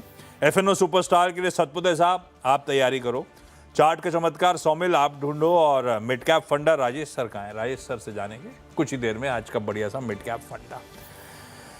चिराग सर, ये प्रॉब्लम हो गई है भारतीय बाजारों में, वो क्या है, पिछले अब क्या 15-16 महीने हो गए हैं, जहां से शुरू कर रहा था 16 महीने बाद वहीं आके खड़े हुए, वहीं आके अटक रहे हैं। मतलब 16 महीने में लिटरली कुछ कमा के दिया नहीं इस बाजार ने हमको। ये नया साल 2026 सर कैसा रहेगा? सितारे कहते क्या है, कमाई होगी हम रिटेल की या नहीं होने वाली है? ऐसे ही निकलने वाला है समय। श्री गणेशाय नमः। देखिए 2025 का जो साल है वो है मंगल का साल। मंगल यानी एग्रेसिव प्लैनेट है। आपके जीवन में, आपके पोर्टफोलियो में अगर एग्रेसिवली या तुरंत आपने कुछ डिसीजन ले लिया तो शायद आपको उसका अच्छा मॉनेटरी बेनिफिट मिल सकता है। पर अगर हम बात करें 2026 की, क्योंकि 2025 में तो शायद इन्वेस्टर्स, कुछ लोगों ने अच्छा कमाया भी, कुछ लोगों ने नहीं भी कमाया। और अगर आप देखें कि ग्लोबल मार्केट्स भी काफी अप्स डाउन्स जो चल रहा था, बट 2026 120% भारत अपना डंका बजाएगा। भारत अपना डंका बजाएगा तो क्या होगा? तो फॉर्चुनेटली आप यह कह सकते हैं 26 में भारत का जो शेयर बाजार है, सेंसेक्स है, निफ्टी है, उसमें जरूर से आपको पॉजिटिविटी देखने को मिलेगी। ग्लोबल बाजार भले कितना भी ऊपर नीचे जाए, बट 2026 का जो साल है वो साल है सूर्य का साल। तो अगर सूर्य आपकी कुंडली में मजबूत है तो 120% आपने कहीं पे भी निवेश किया है उसका आपको रिटर्न मिलेगा। बट अगर हम बात करते हैं ओवरऑल मार्केट की, तो 26 में हमें काफी अच्छा रिटर्न्स देखने को मिलेगा। और जो ग्रहों का गोचर है, गुरु का जो गोचर है जो जून में आने वाला है, उससे भी काफी अच्छा बेनिफिट हमें देखने को मिल सकता है। साथ साथ में सबसे बड़ी हमारी जो अर्थव्यवस्था है उसका, हमारा जो जीडीपी है, उसमें भी अच्छा ग्रोथ देखने को मिलेगा। यानी भारतीय शेयर बाजार 2026 में हमें अच्छा रिटर्न देगा। आपको थोड़ा सा भी स्ट्रेस लेने की जरूरत नहीं है, थोड़ा सा भी डिप्रेशन में जाने की जरूरत नहीं है। अगर आपके कोई भी शेयर्स आपके पोर्टफोलियो में शायद 10%, 20%, 25% डाउन भी चल रहा है, तो आपको एकदम हाइपर नहीं हो जाना है, थोड़ा सा मन को शांत रखना है। और मैं सभी निवेशकों को, जो भी इन्वेस्टर्स हैं, उनको एक ही सलाह देता हूं कि आप रोजाना 15 से 20 मिनट मेडिटेशन करिए। मेडिटेशन करेंगे तो आपका मन शांत रहेगा। मन शांत रहेगा तो आप बहुत सारे डिसीजंस ले पाएंगे। और 2026 में जो भी आपके पोर्टफोलियो में नेगेटिविटी है, यानी जो माइनस में है जो शेयर्स, उसका आपको अच्छा रिटर्न मिलेगा। अच्छा, हम अगर बात करें कि कौन से सेक्टर्स हमारे लिए बेहतर रहेंगे, तो सबसे पहले तो हम आएंगे एनर्जी सेक्टर, दूसरा है एआई सेक्टर, तीसरा है इंफ्रास्ट्रक्चर सेक्टर, और चौथा है रिन्यूएबल एनर्जी। और पांचवे की अगर बात करें तो आप यह कह सकते हैं कि ये सभी सेक्टर्स हमें अच्छा रिटर्न्स देंगे, पर थोड़ा सा आपको धैर्य रखने की जरूर है। हेल्थ केयर इंडस्ट्री मतलब भी एक इन्वेस्टेड रहा हूं, 2026 साल ले दे के पॉजिटिव रिटर्न्स वाला साल होगा। हम रिटेल की कमाई होगी, हाँ उठा पटक होगी, उसके लिए हम मेडिटेट करें, थोड़ा सा कामनेस लेकर आए अपने अंदर, ऐसा करो। मतलब 2026 हम सब के लिए अच्छा रहने वाला है। बेजान सर, ये चिराग सर है ना, जबरदस्त। अरे एक बात बताओ, आपने दुनिया की बात करी, ये 2025 ना मामला जियोपॉलिटिकली बड़ा गड़बड़ रहा, जो हमारे लिए भी सरदर्द रहा, हमारे नेबर्स के साथ। और आज भी हमारे नेबर्स हमारे लिए सरदर्द बने हुए हैं। जिस तरह से अनरेस्ट चली रहा हर तरफ, ग्लोबली सरदर्द बने हुए हैं। ये 2026 ईयर ऑफ पीस रहेगा या ऐसे ही मामला दुनिया भर में गड़बड़ेगा? 2026 भी आप यह कह सकते हैं कि जब ये उतरता है, मंगल अभी फिनिश हुआ समझो, पर फिनिश होते होते भी आप ऐसा कह सकते हैं, भले सूर्य शुरू हो गया पर 3-4 महीने तक थोड़ा उतार चढ़ाव जैसा रह सकता है, मिक्स मैच रिजल्ट्स मिल सकते हैं। पर अगर आप ओवरऑल देखने जाएं तो हमारा जो शेयर बाजार है, हमारा जो मार्केट है, या भारत की अर्थव्यवस्था की बात करते हैं, तो 26 में भारत का डंका बजेगा। इन्वेस्टर्स को थोड़ा सा भी चिंता करने की जरूरत नहीं है। कुल दिल FMGC गदगद कर सेक्टर दिया भी चिराग काफी जी आपने। चिराग जी, गुड आफ्टरनून। श्रेया बात कर रही हूँ और दिल गदगद कर दिया आप से बातचीत करके। इतना अच्छा लग रहा है, पॉजिटिविटी आ गई है और एक उम्मीद की किरण जागी है सभी इन्वेस्टर्स में और सेक्टर्स भी। इनफैक्ट आपने बताए कहाँ पर दाव लगना चाहिए। लेकिन मेरा सवाल उन इन्वेस्टर्स की तरफ से है जो 2026 में पहली बार निवेश करना चाह रहे हैं। आपने कहा 2026 सूर्य का साल हो सकता है, तो ऐसा कौन सा महीना ले पकड़े जब एक इन्वेस्टर, नया इन्वेस्टर बाजार में एंट्री करे? कोई भी देखिए जो फर्स्ट टाइम निवेश कर रहे हैं, राइट, तो उनके लिए सबसे पहली सलाह ये है कि अगर फॉर एग्जांपल आप 100 रुपया इन्वेस्ट करने का विचार कर रहे हैं या आपका बजट है कि मुझे 100 रुपए निवेश करने हैं, राइट, तो इनिशियल लेवल पे जनवरी में, फरवरी में आप 25-30 रुपीज से इन्वेस्ट करिए और तब तक आप देखिए कि आपको कितना रिटर्न मिल रहा है, क्या अप्स एंड डाउन्स हो रहे हैं। और साथ साथ में क्या होता है कि अगर आपने 30 रुपीज भी निवेश किए और शायद वो माइनस में जा रहा होगा तो कुछ इन्वेस्टर्स एकदम हाइपर हो जाते हैं। तो ऐसे इन्वेस्टर्स के लिए ये सलाह देंगे कि आप जो भी निवेश करना चाहते हैं तो स्टार्टिंग के 3-4 महीने में आप उसका 30-40% ही निवेश करें। और 4-5 राशियों की हम बात करेंगे जिनका ये साल है, जिनको शेयर बाजार में से, यानी जो नए इन्वेस्टर्स भी है उन लोगों की अगर ये राशियों में से राशियां हैं तो आप यह समझ लीजिए कि 100 कर रहे हैं तो 200% भी अगर वो निवेश करना चाहते हैं तो भी उनको अच्छा रिटर्न मिलेगा। वो राशियां है, पहली राशि सिंह राशि, दूसरी राशि कन्या राशि, तीसरी राशि मकर राशि, चौथी राशि कुंभ राशि और पांचवी राशि मीन राशि। ये 5 राशियों का ये साल है। शेयर बाजार में जो ऑलरेडी निवेशक है, जो ऑलरेडी इन्वेस्टर्स है या जो नए इन्वेस्टर्स आना चाहते हैं मार्केट में। सर, आपने मिथुन की तो बात ही नहीं करी। अच्छा, मेरे सहयोगी हरमास पूछ रहे थे हम लोग की सैलरी इंक्रीमेंट से कमी बैठ गया, इस बार कुछ मामला सुधरेगा क्या? सैलरी इंक्रीमेंट के लिए मार्च से लेके अगस्त का जो समय है वो बहुत बेहतरीन समय है और खास करके मिथुन राशि वालों के लिए। अरे वाह, क्या बोला आपने? मार्च से लेकर हम ये लाइव बोल रहे हैं टीवी पे। आपको इतना अश्योरेंस देते हैं कि अगर आपका इंक्रीमेंट होता है तो लाइव टीवी पे आप हमें जवाब भी दीजिएगा कि अगर इंक्रीमेंट होता है उसमें भी डाउट है क्या? अरे ऐसे मत बोलो यार। अरे तो मैंने नहीं बोला, चिराग सर बोल रहे हैं साहब। नहीं, हम ऐसा बता रहे हैं कि आपका इंक्रीमेंट हो जाता है तो यही लाइव टीवी पे भी आप बोलिएगा कि मैं पक्का बोलूंगा। अच्छा, आपने कहा मार्च से लेकर अगस्त के बीच में है ना? 120%। अपना इंक्रीमेंट कब आएगा? अगस्त। बस अगस्त में है। चिराग सर, इस बढ़िया से पॉजिटिव नोट पर थैंक यू सो मच। 2026 सितारों के लिहाज से, तारों के लिहाज से बढ़िया साल रहेगा। थोड़ा पेशेंस रखें, बढ़िया पॉजिटिव रिटर्न्स मिलेंगे और खासतौर पर 5 सनसाइंस, उनके लिए तो खैर अच्छा समय है। हाँ, एक अंतिम चीज, गणेश जी के आशीर्वाद से और हमारे बापूजी श्री बेजान दारूवाला जी के आशीर्वाद से सभी निवेशकों को अच्छा रिटर्न मिले, यही प्रभु से प्रार्थना है कि नया साल सबके लिए बहुत बेहतरीन जाए। श्री गणेशाय नमः। Shri Ganesh. Thank you sir, thank you जुड़ने के लिए। Thank you Chirag sir. अच्छा, क्विकली जो 4 का चौका टीज करा था वो स्टॉक्स मेंशन कर दूं, उसके बाद आज का क्या चल रहा है की तरफ भी बढ़ना है। अच्छा, क्या चल रहा है की तरफ बढ़ जाते हैं। लाइए भाई, जरा स्टिंग प्ले आउट करिए डायरेक्टर साहब और रेडार पे रखिएगा कोफोर्ज का स्टॉक। दरअसल आज वो डी डे है। पिछले कुछ दिनों से मेंशन था कि आज वो बोर्ड मीटिंग होनी है फंड रेजिंग रिलेटेड कोफोर्ज की। क्या अपडेट्स हैं और इनफैक्ट CNBC TV 18 कुछ एक्सक्लूसिव जानकारी भी आपके लिए लेकर आया है। रचना जुड़ रही है बताने के लिए। रचना, हाय, गुड आफ्टरनून। क्या एडिशनल जानकारी? कोफोर्ज फंड रेजिंग करने वाला है और इसके अलावा भी कुछ पता है क्या हमको? जी, हमारे सूत्रों के मुताबिक जो हमको पता चला है, कोफोर्ज एक डिजिटल इंजीनियरिंग फर्म एनकोरा को खरीदने की तैयारी में है। उसकी बातचीत चालू है और ये जो डील होगी इसकी एंटरप्राइज वैल्यू कही जा रही है कि $2 बिलियन तक हो सकती है।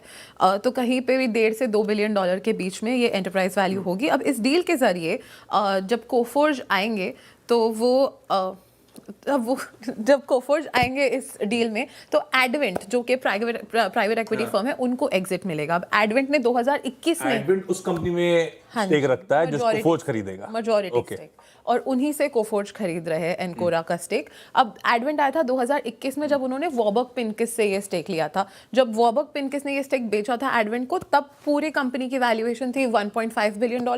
तो अब कहा जा रहा है कि ये मेजॉरिटी स्टेक के लिए कोफोर्ज अप टू $2 बिलियन की बातचीत शुरू है। अब अगर हम एनकोरा देखें तो ये बिजनेस इनका जो बिजनेस है वो डिजिटल इंजीनियरिंग और प्रोडक्ट डेवलपमेंट पर काफ़ी फोकस्ड है। कंपनी का प्रेजेंस मेजरली नॉर्थ अमेरिका में है और वो cloud native applications, data engineering, platform modernisation, ये उनका कोर फोकस है। हम बात करें at the same time Coforge की, तो एक मिड कैप आईटी सर्विस है जैसे हम जानते हैं, जो उनका फोकस बीएफएसआई और ट्रैवल टेक पे है, तो उनके लिए एक नया एवेन्यू खुलेगा अगर ये एक्विजिशन होता है।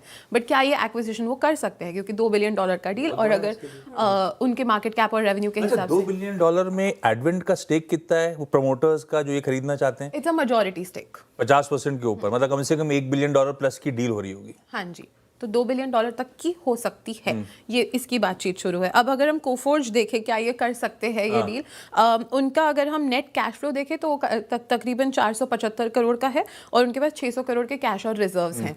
अब फ्लेक्सिबिलिटी तो होगी, बट क्लियरली उनको और पैसों की ज़रूरत तो पड़ने ही वाली है ये डील को मुकम्मल करने के लिए। तो अब बात आती है आज के बोर्ड की, जो हमको पता है फंड रेस के लिए है। तो हमारे सूत्रों के मुताबिक ये है कि ये फंड रेस इसी दिशा में हो सकता है। अब ये डेट और एक्विटी का एक दोनों विकल्प रखे जा रहे हैं फंड रेस करने के लिए। अगर ये ट्रांजैक्शन होता है तो कोफोर्ज के लिए काफ़ी बड़ी इनऑर्गेनिक डील होगी, ना सिर्फ कोफोर्ज के लिए, पूरे एक आईटी स्पेस के लिए काफ़ी बड़ी इनऑर्गेनिक डील होगी। तो काफ़ी transformational transaction, but very ambitious also. Aggressive deal करने की तैयारी कोफोर्ज करता हुआ एक कंपनी में शायद $1 बिलियन से ज़्यादा की खरीद कर रहा हो, एडवेंट का स्टेक एक्वायर कर रहा हो, और उसी लिए शायद आज फंड रेजिंग की तैयारी हो रही है। और यही नर्वसनेस स्टॉक में ऑफ लेट दिख भी रही है। पिछले कुछ दिनों से जब से बोर्ड मीट का अनाउंसमेंट हुआ फंड रेजिंग का, तब से कोफोर्ज सल्की कर रहा था, और आज आपकी स्क्रीन पे इस एक्सक्लूसिव के बाद और दबाव, दिन के लोस पे 4-4.5% कमजोरी के साथ ट्रेड करता हुआ। राजेश सर, अग्रवाल सर, ये वो स्टॉक था जो हर क्वार्टर में सबसे अच्छी इंडस्ट्री लीडिंग ग्रोथ डिलीवर करता था, और अब एक एग्रेसिव एक्विजिशन करने की तैयारी। पता नहीं कब पचाएगा, कैसे पचाएगा, क्या करना चाहिए कोफोर्ज में? देखिए, मेरे हिसाब से 1600 तक आता है तो खरीदारी करनी चाहिए, क्योंकि ये deal related news, fund raising की न्यूज जैसे रचना बता रही थी, उस कारण से थोड़ी सी नर्वसनेस है बाजार में। बट जो कैश फ्लो इनका है और जो cash position already balance sheet में, मेरे ख्याल से आधे की फंडिंग तो हो जाएगी और कुछ फंड रेज करना पड़ेगा। तो ये एक अपॉर्चुनिटी है। किसी भी कारण से अगर ये और यहाँ से 5% घट सकता है, जो कि 1600 के आसपास आए, तो खरीदारी करनी चाहिए। ओके, कोफोर्ज पर फिलहाल ये व्यू हो गया, और इस खबर के बाद अगर आप देखें तो 4% ज्यादा की गिरावट के साथ कर रहा है कारोबार। लेकिन रेलवे स्टॉक्स में शानदार रैली देखने को मिल रही है। इनफैक्ट पिछले कुछ सत्रों से रेलवे स्टॉक्स देख रहे हैं हम अच्छी तेजी के साथ कर रहा है कारोबार। लेकिन सवाल ये कि क्या शेयरों में प्री बजट रैली देखने को मिल रही है या फिर कुछ और है? पूरी डिटेल समझते हैं हॉर्मास फताकिया से। हॉर्मास जी, गुड आफ्टरनून, और बताइए ये प्री बजट रैली है जिस तरीके से रेलवे स्टॉक्स पिछले कुछ सत्रों से परफॉर्म कर रहे हैं, या फिर कोई और बात है? Good afternoon Shreya. और पिछले 5 दिन से अगर आप देखें जिस तरह की रैली चल रही है रेलवे स्टॉक्स में, तो ऐसा लग नहीं रहा कि पूरा साल उनके लिए बेहद ख़राब रहा है। और अगर पिछले 5 दिनों के अगर हम मूव्स देखें, चाहे वो RVNL हो, चाहे IRFC हो, रेलटेल हो, इरकॉन हो, कोई भी रेलवे स्टॉक आप उठाकर देख लीजिए, पिछले 5 दिनों में कम से कम 10 से 20% की तेज़ी आपको देखने मिलेगी। एक सीजनैलिटी फैक्टर आप कह सकते हैं कि जनवरी के महीने में बजट से 1 महीना पहले ज़्यादातर रेलवे स्टॉक्स में पिछले 5 सालों में हमने तेजी ही देखी है। अगर हम बात करें RVNL और IRFC दोनों की, तो RVNL ने पिछले 5 सालों में 5 जनवरी के महीनों में डबल डिजिट से ज्यादा रिटर्न्स दिए हैं। इनफैक्ट पिछले 2 वर्ष पहले यानी कि 2024 में जनवरी के महीने में तो स्टॉक एक ही महीने में 75% ऊपर था। IRFC भी उसी वर्ष 76% ऊपर था। और बाकी के सारे साल भी अगर आप देखें तो 2022 को अगर आप छोड़ दें तो बाकी के सारे सालों में पॉजिटिव डबल डिजिट रिटर्न्स है। IRFC के भले डबल डिजिट ना हो लेकिन पॉजिटिव रिटर्न्स है। अगर हम रेलटेल और इरकॉन की भी अगर हम बात करें, या जुपिटर वैगन्स की अगर हम बात करें, तो जुपिटर वैगन्स ने भी 1 साल छोड़कर बाकी सारे सालों में डबल डिजिट पॉजिटिव रिटर्न्स दिए हैं। इरकॉन ने भी 2024 में लगभग 40% की तेजी दिखाई थी। तो अगर हम रेलवे स्टॉक्स की बात करें तो हाल फिलहाल में एक डेवलपमेंट ये हुई है कि कैबिनेट ने दिल्ली मेट्रो के विस्तार के लिए मंजूरी दी थी। 12,000 करोड़ की लागत से ये विस्तार होने वाला है। 13 नए स्टेशंस बनने वाले हैं। तो स्टेशंस नए बनेंगे तो रेलवे लाइंस नहीं लगेंगी, सिग्नलिंग इक्विपमेंट नया लगेगा। तो इस वजह से बाकी के सारे जो शहर है, चाहे वो आरवीएनएल हो, इरकॉन हो, रेलटेल हो, उन्हें फायदा पहुंच सकता है। फाइनेंसिंग के लिए आईआरएफसी को फायदा पहुंच सकता है। तो उस वजह से ये एक ट्रिगर हो सकता है जिस वजह से इन शहरों में ये रैली चल रही है। और फिर बाजार के लिए एक प्री बजट रैली का संकेत तो है ही, लेकिन अगर हम शेयर होल्डिंग की बात करें तो सरकार का इन कंपनियों में ज्यादातर हिस्सा अभी भी सरकार का ही है, 65% से लेकर 85% तक, जो कि आईआरएफसी में है। और म्यूचुअल फंड्स का ना के बराबर हिस्सा है। एक बहुत बड़ा रिटेल इन्वेस्टर बेस इन सारे रेलवे शहरों में बना हुआ है। अगर हम रिटेल इन्वेस्टर बेस देखें तो आरवीएनएल की सितंबर के अंत की तिमाही में अगर आप शेयर होल्डिंग देखें तो लगभग 50 लाख से ज्यादा शेयर होल्डर्स आईआरएफसी के थे, 22 लाख से ज्यादा आरवीएनएल के थे, 11.5 लाख इरकॉन के और लगभग 5 लाख रेलटेल के। और बाकी सारे रेलवे स्टॉक्स के भी अगर हम देखें तो इन सभी में ये सारे रिटेल इन्वेस्टर बेस बहुत ज़्यादा है। तो अगर हम इन 5 दिन की रैली को अगर गिन भी ले, फिर भी अपने रिकॉर्ड हाइस से, जो कि जुलाई अगस्त 2024 में इन सभी ने अपने रिकॉर्ड हाइस बनाए थे, उन सभी से ये अभी भी 40 से 50% नीचे है। तो आप एक प्री बजट रैली कह लीजिए या रिसेंट डेवलपमेंट वाली रैली कह लीजिए, लेकिन फिर भी रैली के बावजूद स्टॉक्स अपने हाई से काफी नीचे हैं। चलिए बढ़िया, लेकिन जो भी है स्टॉक्स बढ़िया चल रहे हैं। कुछ पिक्स ऑलरेडी हमारे पास हैं। बीईएमएल पैनल ने दिया था, आईआरसीटीसी पे दाव लगाने की बात थी, टीटागढ़ पे बात हुई थी, रखिए उनको रडार पे। क्विकली छोटा सा ब्रेक के उस पार 4 का चौका। श्रेया से एक इंटरेस्टिंग ब्रोकर्स पोल, 2026 ब्रोकर्स पोल आपके सामने प्रेजेंट करेंगे। और मार्केट बिग वॉइसेस में दीपन मेहता साहब भी हमारे साथ जुड़ने वाले हैं।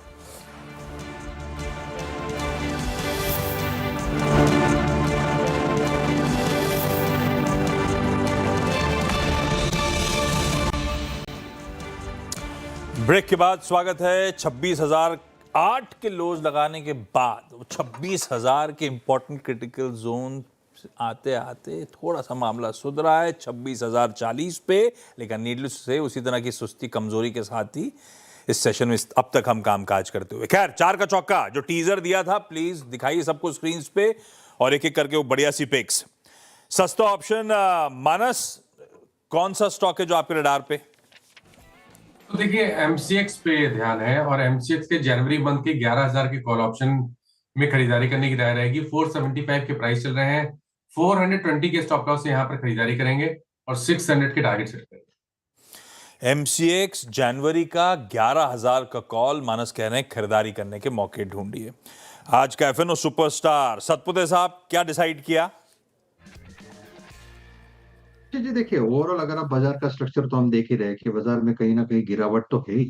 तो मैंने सोचा एक सेल भी लेके जाए, तो एस्ट्रल पे सेल बनेगा। अगर आप एस्ट्रल का चार्ट देखें तो कल एक रिवर्सल था, आज एक बहुत ही इंपॉर्टेंट लेवल पे खड़ा है, वो है 1400, 1396 करंट प्राइस है। तो मुझे लगता है ये जो 1400 के नीचे इसमें वीकनेस आएगा तो ये 1360 तक जाएगा, 1360 1350 का। तो 1360 के टारगेट के लिए एस्ट्रल सेल करेंगे।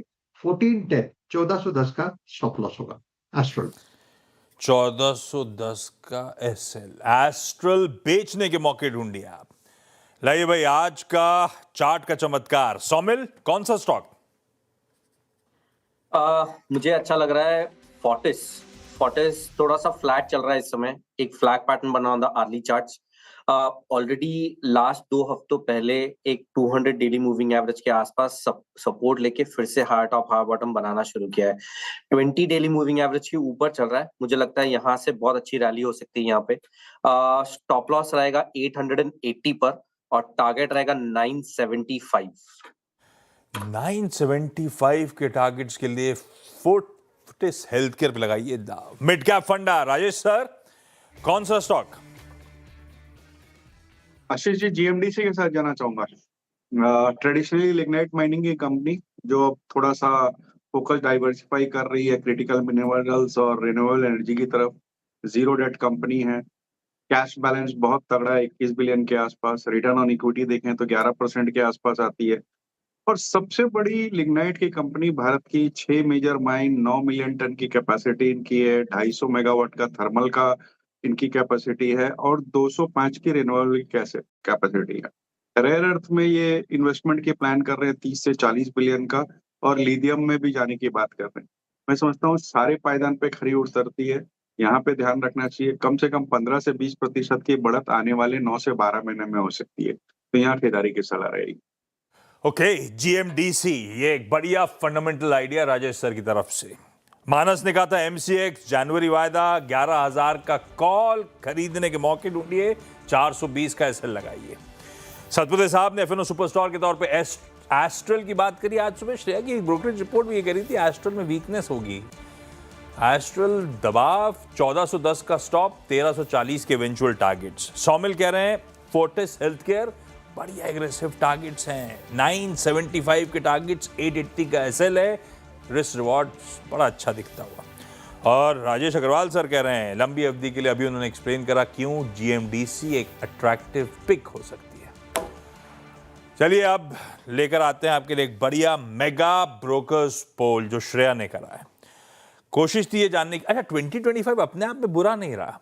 ईयर टिल डेट निफ्टी में 10% के पॉजिटिव रिटर्न्स मिले। हाँ, ये बात अलग है कि अगर आप सितंबर से मैप करना शुरू करें तो ये 16 महीने कुछ नहीं करके दिया बाजार ने, ऐसा पढ़ लीजिए आप। तो 2026 के लिए किस तरह का आउटलुक है, हमने एक एस्ट्रोलॉजर को तो सुन लिया, पर ब्रोकर्स जो पैसा कमिट कर रहे हैं वो क्या मान रहे हैं? क्या रिटर्न्स अच्छे आएंगे? कौन सी थीम्स, कौन से सेक्टर्स, कौन से स्टॉक्स उनके रडार पे हैं? श्रेया, क्या कहता है हमारा ये मेगा ब्रोकर्स पोल? जी, मेगा ब्रोकर पोल्स जो है काफ़ी थोड़ा डिवाइडेड नज़र आए। हालांकि आपने जैसे कि बात की 2025 उतना ख़राब गया नहीं था, लेकिन 2026 कैसा रहेगा उस पर आंसर्स आ गए। हमने सही कई सारे क्वेश्चंस पूछे। पहला हमने सवाल पूछा कि which asset class will outperform in 2026, कौन सा एसेट क्लास अच्छा करेगा 2026 में। तो 66% यानी कि 65% से ज़्यादा एक्सपर्ट्स मानते हैं कि प्रेशियस मेटल्स यानी कि गोल्ड सिल्वर में इतनी अच्छी रैली के बावजूद अगर आप देखें तो 2026 में और भी मौके हो सकते हैं। इक्विटी जाहिर तौर पे दूसरे पायदान पर 34% का वोट इसको मिला है। दूसरा सवाल हमने अपने एक्सपर्ट से किया कि निफ्टी कितना 2026 में रिटर्न दे सकता है। अच्छा, 50% लोग ये मानते हैं कि 5 से 10% तक के रिटर्न्स निफ्टी में देखने को मिल सकते हैं 2026 में, और 50% ये का कहना है कि 10% से 15% तक, यानी कि निष्कर्ष निकालूं तो 5% से लेके 15% तक के रिटर्न्स 2026 में निफ्टी दे सकते हैं। अच्छा, जो कि आप बात कर रहे थे, अब प्रेशियस मेटल्स तो आउट परफॉर्म करेंगे 2026 में, एक्सपर्ट्स का मानना है, लेकिन प्रेशियस मेटल्स में भी अगर आप पूछे कि गोल्ड या सिल्वर किससे अब आउट परफॉर्मेंस एक्सपेक्टेड है, तो अब 65% से ज़्यादा लोग मान के चल रहे हैं कि गोल्ड यहाँ पे अच्छे रिटर्न्स मिल सकते हैं। वही दूसरे पायदान पर सिल्वर है, 34% के रिटर्न्स यहाँ पर एक्सपेक्टेड हैं। सेक्टर्स की बात हुई, सेक्टर्स में भी काफ़ी राय बटी हुई थी, लेकिन हमने टॉप 3 या 4 मान के चले सेक्टर्स हमने निकाले हैं। तो टॉप पर है बैंकिंग और एनबीएफसीज, ये सेक्टर आउट परफॉर्म करेगा। आईटी में भी रिकवरी देखने को मिल सकती है। मेटल में तो एक अच्छी रैली चल ही रही है और 2026 में भी इससे उम्मीदें हैं। फार्मा और ऑटो भी ये सेक्टर रडार पर रहेंगे 2026 के लिहाज से। लेकिन थीम्स भी जब हमने सवाल किया तो थीम्स भी जैसे सेक्टर है उसी तर्ज पर थीम्स भी आए। एक तो बैंकिंग और एनबीएफसीज एक्सपर्ट्स मान के चल रहे हैं कि की थीम में ये रहेगा जहां पे आउट परफॉर्मेंस देखने को मिल सकती है। मेटल एंड कमोडिटी, अच्छा टैरिफ सेंसिटिव स्टॉक्स भी और थीम्स भी अच्छा परफॉर्म कर सकते हैं अगर ट्रेड डील्स और टैरिफ के चलते टैरिफ पर कोई बात बनती है तो। आईटी में एक रिकवरी की उम्मीद 2026 में एक्सपर्ट्स लगा के चल रहे हैं और न्यू एज स्टॉक्स का ज़माना 2026 में भी देखने को मिलेगा। तो ये तमाम थीम्स जो हैं 2026 में आउट परफॉर्म कर सकते हैं। तो मोटा मोटा अगर कहें तो 2026 मार्केट के लिहाज से एक अच्छा साल हो सकता है, अच्छा रह सकता है। पॉजिटिव रिटर्न्स हो सकते हैं। स्ट्रीट डिवाइडेड है, 5 से 10 होगा, 10 से 15 होगा, जो भी होगा पॉजिटिव साइड पर रिटर्न्स होंगे। और कुछ एसेंशियल स्टॉक्स और थीम जो हैं वो श्रेया ने आपको बड़े तरीके से सामने रख दी। मार्केट बिग वॉइसेस में सीधे जा रहा हूं दीपन सर के पास। दीपन सर, गुड आफ्टरनून। अरे सब छुट्टी पर हैं दीपन सर, आप नहीं गए? ये अब जाने वाले हो? नहीं, I am all over here only. क्या मजा है छुट्टी में जाने के लिए जब सब लोग गए हैं। हाँ, छुट्टी का माहौल ही लग रहा है और जब सब लोग काम करेंगे तब जाएंगे छुट्टी पर। वैसे मेरा भी मानना है, जब किसी मंथ में कोई भी छुट्टी ना हो तब छुट्टी लेने का वीक लॉन्ग में फायदा है। जब छुट्टियां हो किसी मंथ में तो जरूरत क्या है, समय तो ऐसे ही निकल जाता है बस। पर अच्छा भी है, दीपन सर जैसे एक्सपर्ट रहने जरूरी हैं हम रिटेल को गाइड करने के लिए। दीपन सर 2025 पे जाते जाते सबसे की थिंग तो हमारी मैक्रो हालात हैं, हमारी मैक्रो रेजिलियंस है, बढ़िया जीडीपी, इन्फ्लेशन एकदम काबू पे, एकदम स्वीट स्पॉट पे हमारी इकोनॉमी अच्छी फुटिंग पे बैठी दिखती है। एक ही निगलिंग वरी है, वो ट्रेड डील होने का नाम नहीं ले रही। ऐसे में 2026 का थोड़ा मामला ठंडा पड़ता हुआ अर्थव्यवस्था के फ्रंट पे आपको नजर आ रहा है। आप कैसे देख रहे हो साल 2026 अर्थव्यवस्था के लिहाज से? देखिए, आपने 2025 में पूछा होगा, 2024 पूछा होगा, तभी भी हमारा व्यू पॉजिटिव ही है 2025 के लिए, और 26 का भी व्यू पॉजिटिव ही है। हाँ। देखिए, as a investor you have to be optimistic. आपको ऑलवेज सोचना चाहिए कि ये साल अच्छा ही जाएगा। सबसे बड़ा रिटर्न उन लोगों को मिलते हैं जो काफी पॉजिटिव है और ऑप्टिमिस्टिक है, और कई सारे कारण है। आपने तो बहुत बड़े तरीके से बता दिया कि GDP is in good shape, economy is good shape. मैं एक और आपके साथ गुड न्यूज़ शेयर करना चाहूँगा, एंड द लिस्ट के corporate earnings definitely will pick up. ये जो दिसंबर क्वार्टर था बहुत ही बढ़िया था from point of view of consumer spending, और कई सारी जो सेक्टर्स को अच्छा ट्रिगर मिला था because of GST cut, very good festive season, very good marriage season as well. इसलिए जो हम कह रहे थे पिछले 6-7 क्वार्टर से कि अर्निंग्स स्लो डाउन है, अर्निंग्स फ्लैटन आउट हो गए, I think that will take a upturn. Base effect का भी फायदा है यहाँ पर, इसलिए we are very very positive on 2026। Jai भाई साहब, तो मेरा वैसे फॉलोअप सवाल यही था दीपन सर कि ये सारी इकोनॉमी की ऑप्टिमिज्म जो है वो स्टॉक मार्केट में परकुलेट होकर दरअसल आ नहीं रही। मतलब 16 महीने में तो हम कहीं गए ही नहीं, हम दायरे में फंसे रहे जब दुनिया ने बहुत अच्छा आउट परफॉर्म करा। अब आप कह रहे हो कि सबसे इंपॉर्टेंट कॉर्पोरेट रिजल्ट्स वो अब धीरे धीरे तूल पकड़ेंगे और वो सबसे बड़ा ऑप्टिमिज्म का तड़का हो सकता है। तो फिर ये श्रेया ने जो स्ट्रीट तो कंफ्यूज्ड है, 5 से 10 में 50%, 10 से 15% में 50%। दीपन सर आप कहाँ बैठे हो 2026 के रिटर्न्स के लिहाज से, या फिर 2026 के लिए रीजनेबल रिटर्न एक्सपेक्टेशन लेके क्या चलूं? मेरे ख्याल से अगर आप पूछेंगे तो 10-12% का return I would expect in the Nifty, लेकिन इन्वेस्टर के पोर्टफोलियोज अच्छे होने चाहिए, अच्छे होंगे, इनके रिटर्न्स अच्छे मिलेंगे। क्योंकि हमने देखा है 2025 में एक्चुअली राइट फ्रॉम सितंबर और 24 इन्वेस्टर के पोर्टफोलियोज पिटे हुए हैं because of small mid cap stocks, वहाँ पर कुछ खास रिटर्न नहीं आए, नेगेटिव रिटर्न्स आए हैं। Some stocks, good quality stocks जो मोमेंटम में थे, 30-40% की हमने करेक्शन देखी है। I think that will change, क्योंकि अगर अर्निंग्स आ रही है in small mid cap stocks तो फ्लोटिंग स्टॉक अभी भी कम है, and I think that you may see a momentum pickup over there. अभी भी काफ़ी पैसा साइड लाइन्स पे खड़ा है। हमारी जो SIPs है, म्यूचुअल फंड इन्फ्लोज है, वो काफ़ी स्ट्रांग है। So I am very optimistic कि इन्वेस्टर के portfolios will do well in 2026, जो कि सिचुएशन नहीं था इन 2025। पोर्टफोलियोज में ग्रीनरी नजर आएगी। दीपन जी गुड आफ्टरनून, श्रेया बात कर रही हूँ। अच्छा, 2025 साल रहा प्रेशियस मेटल्स के नाम।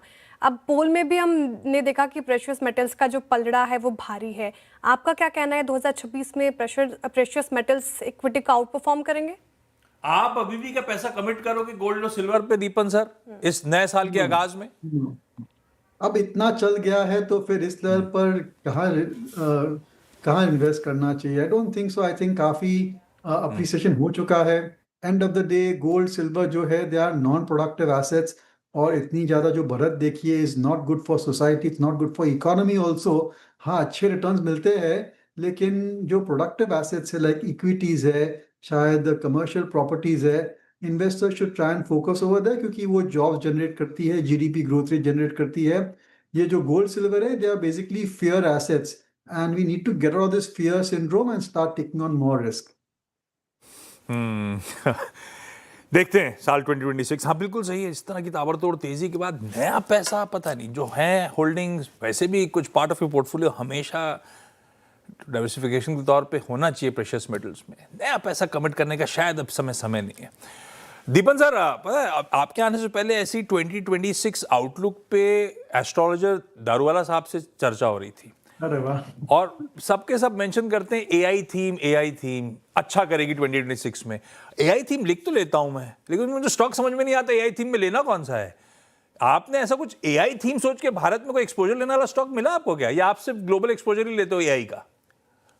नहीं, we don't take global exposure, लेकिन इंडिया की सॉफ्टवेयर इंडस्ट्री जो कि काफी, यस, आईटी सर्विसेज जो कि काफी पिट चुकी है, इट्स बीन अंडर परफॉर्मर।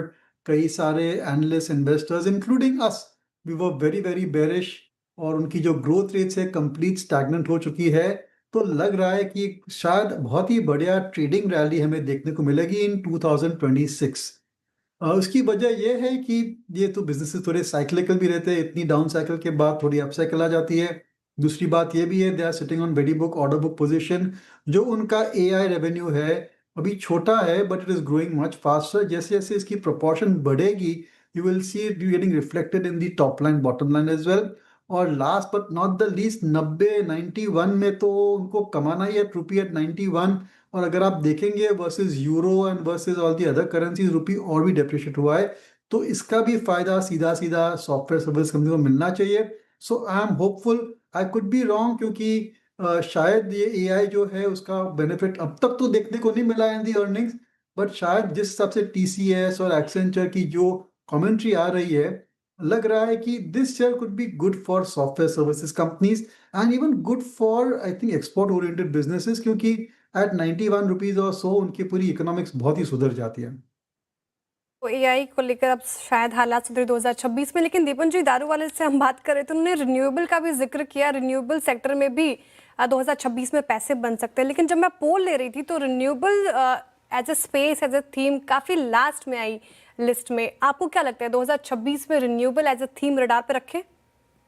बिल्कुल, एज अ डिस्क्लोजर हम भी शायद ओवरवेट है, specially equipment manufacturers, solar equipment, wind power equipment. अभी भी काफ़ी अच्छे ऑर्डर फ्लोज है। उनकी जो अर्निंग विजिबिलिटी है दैट इज ऑलमोस्ट 3-4 years और सो। और जैसे जैसे उनकी रोल आउट होगी in terms of the orders getting executed, we will see very good numbers coming through as well. अभी भी हमने देखा है, जो विक्रम इंजीनियरिंग की कंपनी, आप उसको देख लीजिए, it's been up to date tomorrow, कुछ बहुत ही बढ़िया शानदार ऑर्डर मिला है। So I think this order book position, I think, is gonna drive these companies. और रिन्यूएबल इक्विपमेंट मैन्युफैक्चरर्स पर हमारा व्यू पॉजिटिव है। As a measure of disclosure, हमारा इन्वेस्टमेंट है in companies like Suzlon and Inox Wind as well. Waaree Energy, जो कि India की सबसे लार्जेस्ट और काफ़ी बैकवर्ड इंटीग्रेटेड ये सोलर इक्विपमेंट कंपनी है, उस पर व्यू पॉजिटिव है। और एक काफ़ी एक डार्क हॉर्स आपके साथ डिस्कस करना चाहूँगा, जो नया लिस्टिंग है Fujiyama, which is providing solar rooftop solar equipment. उसका बहुत ही बढ़िया रिटेल चैनल है, और मेरे ख्याल से ऐसी कंपनी की ग्रोथ प्रोस्पेक्ट्स बहुत ही बढ़िया होनी चाहिए। ब्यूटीफुल। ये रहा दीपन सर का view. Deepan sir, thank you so much जुड़ने के लिए। हमारी तरफ से, सीएनबीसी आवाज़ की पूरी टीम की तरफ से सर, नए साल की आपको खूब खूब शुभकामनाएं। अब शायद अगले साल ही आपसे वापस मुलाकात हो रही होगी। अच्छा, बिल्कुल ठीक है। रिन्यूएबल की वैसे आपने चर्चा करी, शायद कई सारी कंपनीज अपने अपने रिन्यूएबल एसेट्स को अपनी सब्सिडीज में डाल चुकी हैं अनलॉकिंग की तैयारी में। तो 2026 में शायद रिन्यूएबल स्पेस में कई सारी कंपनीज की वैल्यू अनलॉकिंग हो रही होगी रिन्यूएबल पार्ट को लिस्ट करके। और जहाँ तक दीपन सर ने आईटी की चर्चा करी, एआई के थ्रू, वैसे कहा जा रहा है एक बार, क्योंकि एआई केपेक्स इस समय टूल पे, एक बार वो रिसीड होना शुरू होगा तो एआई इम्प्लीमेंटेशन पे जोर होगा। तब इंडियन आईटी कंपनीज के लिए वाकई दिन और सुनहरे होते चले जाएंगे, और ये सब शायद 2026 में प्ले आउट हो रहा हो। खैर, बीटीएसटी, अच्छा, मानस से रिक्वेस्ट करिए क्लोजिंग निफ्टी बैंक की स्ट्रैटेजी। तो मानस थोड़ा सा होमवर्क कर रहे हैं, बाकियों से बीटीएसटी एसटीबीटी की शुरुआत करता हूँ, फिर सबसे पिक्स लेने के बाद निफ्टी बैंक को राउंड अप कर लेंगे। सतपुते साहब, क्या लेके जाना है? आशीष जी, कुछ नया कुछ नहीं मिल रहा है ऑनेस्टली स्पीकिंग। बाजारी थोड़ा सा मैं तो कह रहा था कॉफी पियो आप, वो ब्लैक कॉफी। नहीं, आपने भेजे नहीं ना फिर। तो मैं भेजता कैसे? फिर मुझे लगा इतनी देर में आप मंगा लोगे। क्या है आज का? फिर भी कौन सा ढूंढा आपने? अच्छा, कोई कन्विक्शन आ रहा है कि नहीं आ रहा? नहीं आ रहा तो भी चलेगा। नहीं, ऐसा नहीं है। जहां पे देखिए मोमेंटम है, वहां पे मोमेंटम है। हाँ। और जो मोमेंटम है वो फिलहाल स्टैग्नेंट है, जैसे कि आईआरसीटीसी रहेगा या इंडियन रेलवे, तो यहाँ पे स्ट्रेंथ है लेकिन फ्रेश मोमेंटम नहीं है। तो यहाँ पे अगर करना है तो बीटीएसटी कर सकते हैं, इन पर्टिकुलरली आईआरसीटीसी में। मुझे इसका पैटर्न अच्छा लग रहा है। 700 के ऊपर, 700 पे कॉल राइटर खड़े थे, 706 का क्लोज मिल रहा है। तो आईआरसीटीसी के साथ ही जाएंगे। टारगेट जो है इसका करीबन 725 730 का होगा as a BTST। Stop loss maintain करना है, वो रहेगा 697 का IRCTC। ओके, IRCTC प्रोग्रामिंग के दौरान भी चर्चा हुई थी, मेरे ख्याल से अपफ्रंट कॉल भी आया था IRCTC पे चंदन का। सरस्वती साहब कह रहे हैं इस समय थमा हुआ है लेकिन ये इवेंचुअली चलेगा, तो BTST के लिए एक परफेक्ट कैंडिडेट है। सौमिल, आपके रडार पे कौन सा ट्रेड? मेरे रडार पे है ब्रिटानिया। ब्रिटानिया में बेसिकली एक फ्लैग पैटर्न बन रहा है, आप ट्रायंगल भी कह सकते हैं, बिकॉज द रीजन इज के उसके ऑलरेडी 3 लेग हो चुके हैं। सो 10 डेली मूविंग एवरेज पे सपोर्ट ले लिया है और अब यहाँ से मुझे लगता है कि एक अच्छा मोमेंटम स्टार्ट हुआ है। थोड़ा सा और शायद कंसोलिडेट हो सकता है, लेकिन मुझे लगता है कि यहाँ से एक नई रैली ऊपर में शुरू हो सकती है। स्टॉप लॉस रखेंगे 5925 पर और टारगेट रखेंगे 6260। कि ब्रिटानिया सोमिल जी की पिक होगी, फ्लैट क्लोज होने की तैयारी कर रहा है। अरुण कुमार मंत्री जी, क्या कैरी करें मंडे के लिए? जी, मैं रेलवे सेक्टर के साथ ही जाना चाहूंगा। टीटागढ़ और टेक्सरेल दोनों ही पसंद आ रहे हैं। टेक्सरेल मुझे लग रहा है ब्रेकआउट दे चुका है, यहाँ से मोमेंटम बनना चाहिए। 140 के आसपास है, 137 का स्टॉप लॉस लगाएं और इसको बाय करें और 146 तक के ऊपर में टारगेट से। गाबा सर, आपकी पिक क्या होगी? मेरे ख्याल से शॉर्ट रहेगा एशियन पेंट्स। एशियन पेंट अभी 2746 पर ट्रेड करा, 15 रुपए का स्टॉप 2760 का, और पॉसिबल है कि 2700 देखने को मिल सकते हैं down side. Asian paint short. Asian paints एक सेल रेको आती हुई गाबा सर की तरफ से। कविता मैम, आपका प्रेफर्ड ट्रेड? तो आशीष जी गोदरेज सीपी को लेकर जाएंगे। बहुत अच्छा रेक्टेंगल बॉटम फॉर्मेशन का ब्रेकआउट दिया है काउंटर ने। पोजिशनल सेटअप भी काउंटर का काफी अच्छा बना हुआ है। 1204 पर एज ऑफ नाउ ट्रेड कर रहा है। For the price move of 1225 1235 as BTST आप इसे लेकर जा सकते हैं। स्टॉप लॉस मेंटेन करें 1190 का।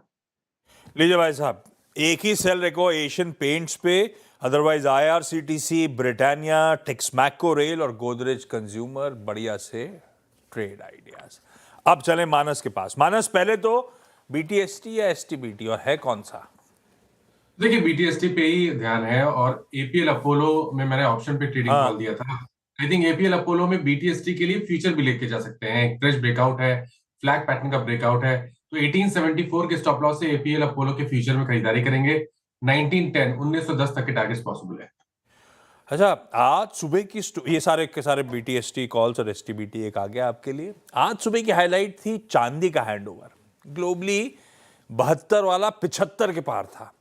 दिन के दौरान हाईलाइट बना कॉपर में तेजी।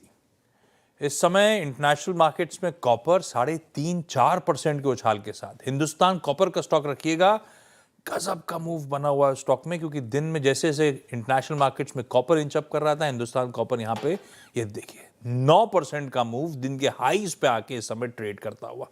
इस तरह के पावरफुल अप मूव्स हैं इस सारे बेस मेटल्स और प्रेशियस मेटल्स रिलेटेड स्टॉक्स में। अच्छा मानस, अब निफ्टी, जरा सा निफ्टी स्क्रीन पर रखिए डॉक्टर साहब। अब कहने के लिए वो थ्रेशोल्ड को संभाल लिया हमने। आज का इंटरडे लो क्या आया? 26,008 का, वो साइकोलॉजिकल लेवल, वो राइटर्स के जोन की इज्जत दे दी, लेकिन मजा नहीं आ रहा स्क्रीन को देखकर। करना क्या है निफ्टी पे? तो देखिए 4 दिनों की रैली में निफ्टी 25,425 से 26,250 तक गया था। 2 दिनों में हमने करेक्शन देखा। इस करेक्शन में 10 and 20 मूविंग एवरेज को टेस्ट किया और ऑलमोस्ट 50% करेक्ट हो चुका है। मेरे ख्याल से ये एक बढ़िया बाइंग अपॉर्चुनिटी है। करंट लेवल्स पे निफ्टी में पोजीशन ट्रेड लिया जा सकता है। 25,900 के नीचे स्टॉप लॉस लगाएंगे, क्योंकि 61.80% रिट्रेसमेंट लेवल 25,920 है। तो 25,900 के स्टॉप लॉस से एक पोजीशन ट्रेड ले सकते हैं, क्योंकि जो बेसिक ट्रेंड है मार्केट का, निफ्टी का स्पेशली, वो पॉजिटिव है। मेरा समझना है कि नेक्स्ट वीक हम ऑल टाइम हाई जो कि 26,325 है उसको टेस्ट होते हुए देखेंगे। तो 26,325 के टारगेट के लिए निफ्टी में खरीदारी की जा सकती है। आपके जो स्टॉप लॉसेस हैं वो 25,900 के नीचे रहेंगे। बैंक निफ्टी में अभी वेट करेंगे, क्योंकि यहाँ पर कहीं पर भी कोई बहुत पॉजिटिव सिग्नल नहीं है। कंसोलिडेशन दिख रहा है, तो अगर आपके पास बैंक निफ्टी है तो आप उसको होल्ड कर सकते हैं। अभी फ्रेश खरीदारी या फ्रेश बिकवाली की राय नहीं रहेगी, क्योंकि लोअर लेवल पे एक बहुत ही स्ट्रॉन्ग सपोर्ट 58,700 पे है। तो 58,700 के स्टॉप लॉस से बैंक निफ्टी को होल्ड करेंगे। लेकिन देखिए फ्रेश खरीदारी तो तभी करें जब बैंक निफ्टी एक ब्रेकआउट 59,300 के ऊपर दे। बढ़िया है, खरीदना है। ये थोड़ा सा समय था कूल ऑफ होने का। अगले हफ्ते इन ऑल प्रोबेबिलिटी हम बढ़िया नॉर्थवर्ड जर्नी वापस शुरू कर रहे होंगे। चंदन ने शो प्रोग्रामिंग की शुरुआत में मेरे ख्याल से 26, 250, 300 के टारगेट्स की बात करी थी, और मानस भी कह रहे हैं 26, 300 और 325 वो ऑल टाइम हाईस की ट्रेजेक्टरी पर अगले हफ्ते भारतीय बाजार जाने की तैयारी कर रहे हैं। तो खरीदारी करने के मौके इन लेवल्स पे, या चंदन की माने तो 26,000 से आसपास जो भी डिप्स में आप बाइंग करने के मौके ढूंढिए। बढ़िया निफ्टी बैंक की रणनीति आपके सामने। हो गया सारा काम खत्म। BTST STBT भी हो गया, निफ्टी बैंक की स्ट्रैटेजी भी हो गई। What's the point? All work and no play. लाइए जरा अग्रवाल साहब को। अग्रवाल साहब, कुछ तो अच्छा बढ़िया बढ़िया वीकेंड की बातें करो। आप क्या देखने जा रहे हो? वो एक अच्छा मूवीज आज नहीं रिलीज हुई, मूवीज तो सब वो क्रिसमस के दिन रिलीज हो गई हैं। कुछ देखा वेखा आपने नया, कुछ पसंद आया, या क्या देखने का मूड बना रहे हो आप? देखिए, आपने सही कहा आशीष जी कि मूवी कल रिलीज हो गई, एक इंग्लिश एक हिंदी। हिंदी की बात की जाए तो तू मेरी मैं तेरा तू मेरी, बहुत बड़ा नाम है ये पिक्चर पहले पार्ट में क्यों नहीं रोक दिया नाम को? फिर से घुमाया क्यों पूरे नाम को? अब वही जाने कुछ डायरेक्टर से पूछना पड़ेगा, या कोई एस्ट्रोलॉजिकल दारू वाला साहब की तरह किसी को बुलाएंगे। ना ये जुमानी साहब अगले हफ्ते फ्राइडे को जुड़ने वाले हैं शो में। ये हो सकता है, उनका कारनामा भी हो सकता है। तो ऐसा है कि एक रोमांटिक कॉमेडी है। कार्तिक आर्यन, अनाया पांडे, आपके नीना गुप्ता, जैकी श्रॉफ। सबसे अच्छी बात यह है कि इसमें जो विजुअल्स हैं क्रोएशिया के, वो बहुत शानदार है। पिक्चर में उतना दम नहीं कह सकता हूँ, क्योंकि लीड पेयर की कोई केमिस्ट्री खास नहीं है। उससे बेहतर एक्टिंग तो मुझे नीना गुप्ता और जैकी श्रॉफ की लगी, जो कि लीड पेयर से बेहतर काम करके निकल गए। लेकिन विजुअल्स के लिए आपको देखनी चाहिए, और मैं समझता हूँ इसको आप अगर छोड़ भी दोगे, OTT पे भी देखोगे तो चलेगा। दूसरी अगर कहा जाए तो एनाकोंडा है, जो कि रीमेक करते हैं 4 दोस्त मिलके अपनी बचपन के पिक्चर को, और मेरे ख्याल से इसको करना ही नहीं चाहिए था, क्योंकि वो जो सांप है, वो एनाकोंडा, वो कुछ अजीब सा लगता है और मुझे समझ नहीं आई खास करके। और तीसरी वृषभा करके मोहनलाल के पिक्चर है जो रिलीज हुई है। तो ये 3 थिएटर की रिलीज है। OTT में कुछ खास है नहीं, सिर्फ एक दीवाने की दीवानियत जो हॉल में बहुत अच्छा काम करके गई, हर्षवर्धन रानी की, जो एक पॉलिटिशियन का बेटा होता है और एक राइजिंग एक्ट्रेस सोनम बाजवा के साथ इसमें पड़ जाता है, उसकी कहानी है।